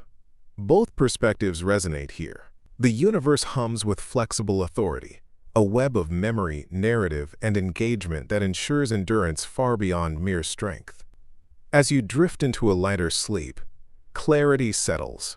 Adaptability, narrative, and relevance sustain power. The Olympians are mastering this principle, shaping a cosmos alive with interaction, response, and story, where endurance is earned, not imposed. You feel the cosmos itself breathe differently now, as if adjusting to the rhythm of Olympian governance. Zeus tests subtle limits with lightning, guiding rather than punishing. Poseidon experiments with ocean currents, nudging ecosystems and mortal activity without disruption. Demeter orchestrates cycles of growth and decay, instilling lessons of patience and expectation. Hades polices endings with careful consistency, creating permanence without tyranny. Hera, quietly decisive, weaves alliances, codifies divine marriage, and ensures the pantheon functions cohesively. The web of influence is intricate, dynamic, and subtly responsive. The Titans, still immense, are increasingly irrelevant. Oceanus flows, Hyperion shines, Cronus observes, but none can participate in shaping this evolving order. You notice that rigid authority cannot adapt. Permanence alone is insufficient for enduring influence. The Titans' legacy is preserved in memory and narrative, but the Olympians' relevance shapes reality itself. Mainstream myth often dramatizes the Olympians' rise as swift and violent. Here, you perceive nuance. Influence grows incrementally, reinforced by observation, feedback, and memory. Mnemosyne's currents prioritize adaptive, relational authority, while the Titans remain fixed, examples of static control. Relevance and narrative, more than raw power, define endurance. Mortals gradually respond. Rituals and worship develop organically, reflecting patterns set by the gods.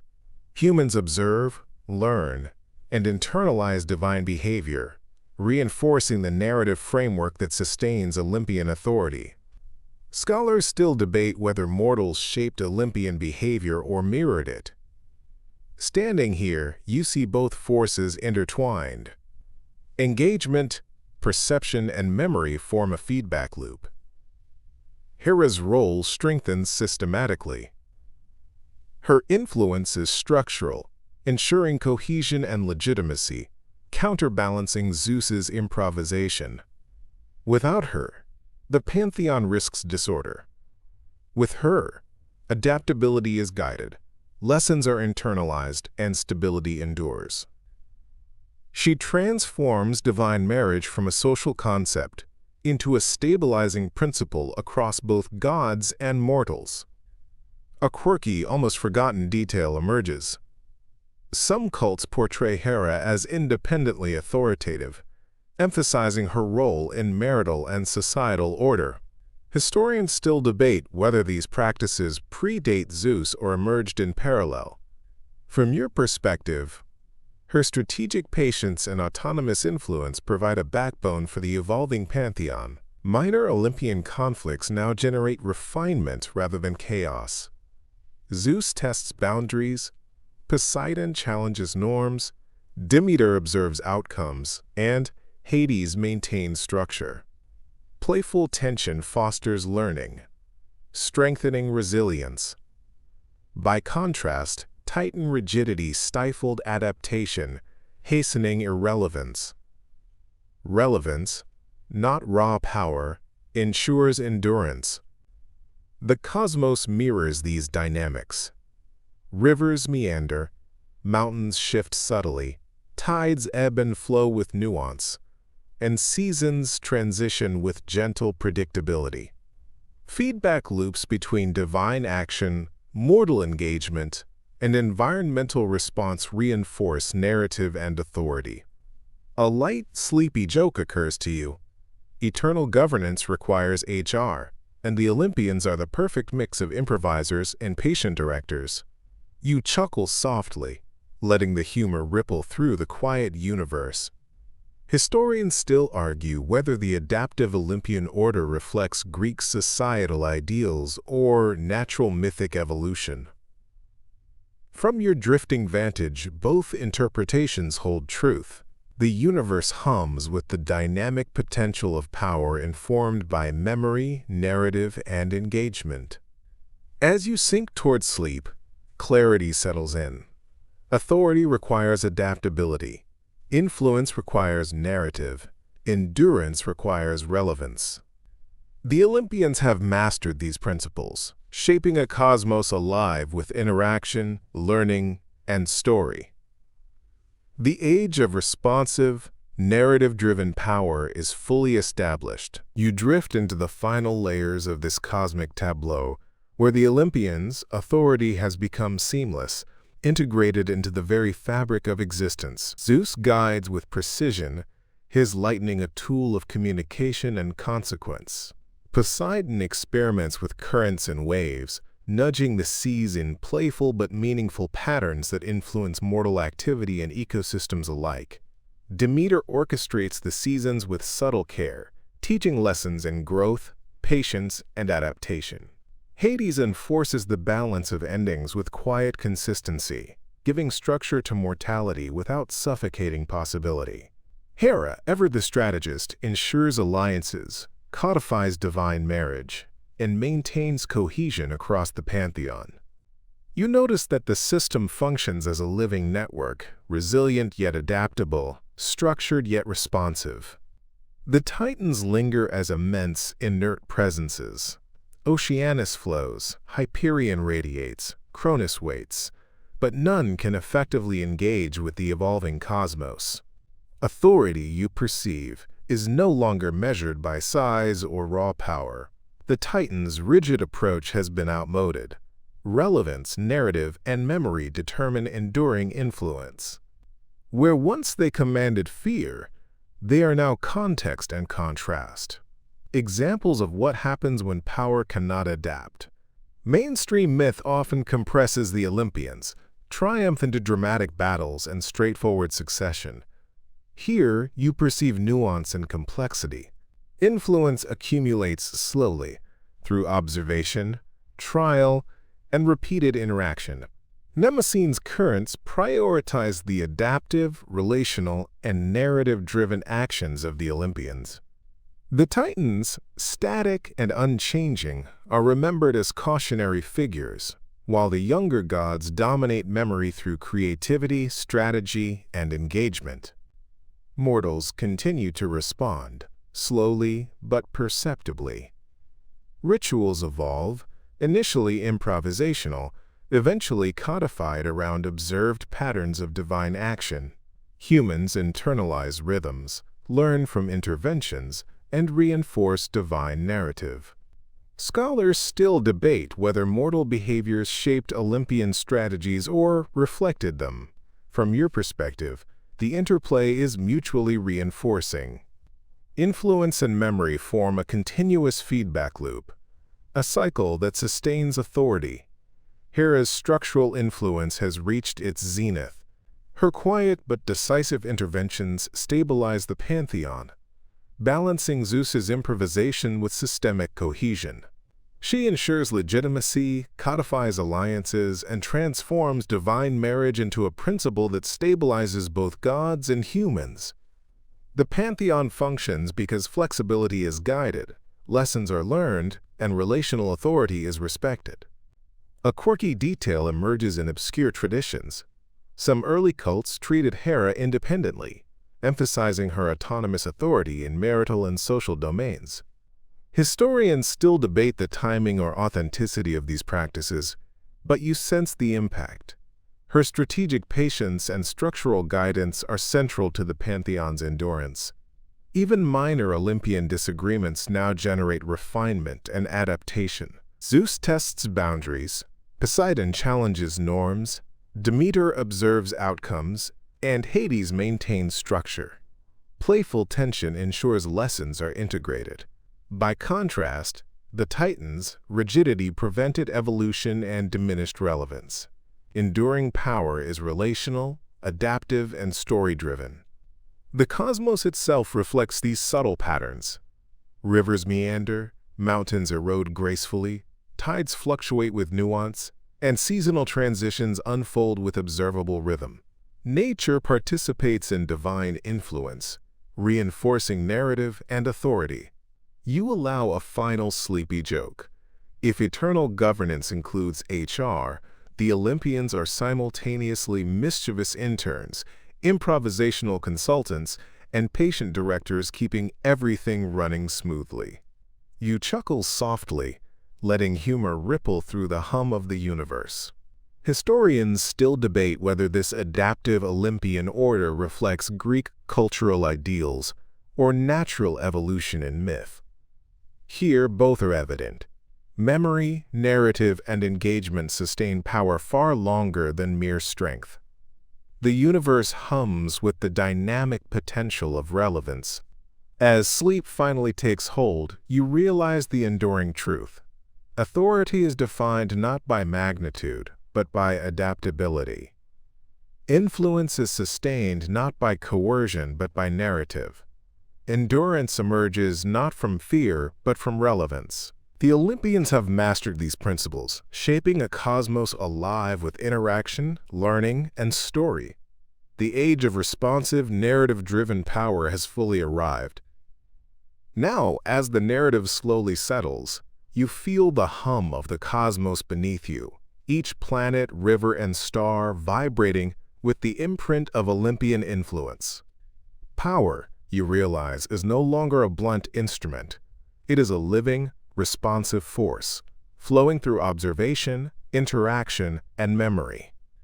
Even as the Titans loom as monumental shadows of the past, it is the nuanced, relational, and adaptive strategies of Zeus, Hera, Poseidon, Demeter, and Hades that truly shape the universe. Hera's quiet but decisive presence is particularly striking. While Zeus improvises and Poseidon experiments, Hera structures and stabilizes. Through her, divine marriage becomes a principle of order, legitimacy, and cohesion, not just a tale of jealousy and intrigue.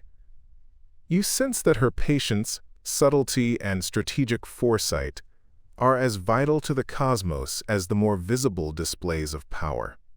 As you drift deeper into sleep, you reflect on the patterns forming between mortals and gods. Observation, ritual, and feedback reinforce authority. Influence is maintained through memory and narrative, teaching lessons, guiding behavior, and sustaining relevance. Minor conflicts among the Olympians are no longer disruptive. They are adaptive, generative, and necessary. The universe itself participates in this delicate web. Rivers meander, tides fluctuate, mountains erode, and seasons cycle with quiet precision. Every movement carries consequence, reflection, and story. Humor, even in immortality, softens the rhythm. A reminder that even the gods must navigate relationships, balance authority, and occasionally laugh at the absurdity of eternity. As your eyelids close and consciousness drifts, one final truth becomes clear. Enduring authority depends on adaptability, engagement, and narrative. The Olympians have mastered this, shaping a cosmos that is alive, responsive, and endlessly intricate. Let your mind rest within that pattern and drift into dreams where power, story, and memory intertwine gently, infinitely, and beautifully. Sweet dreams.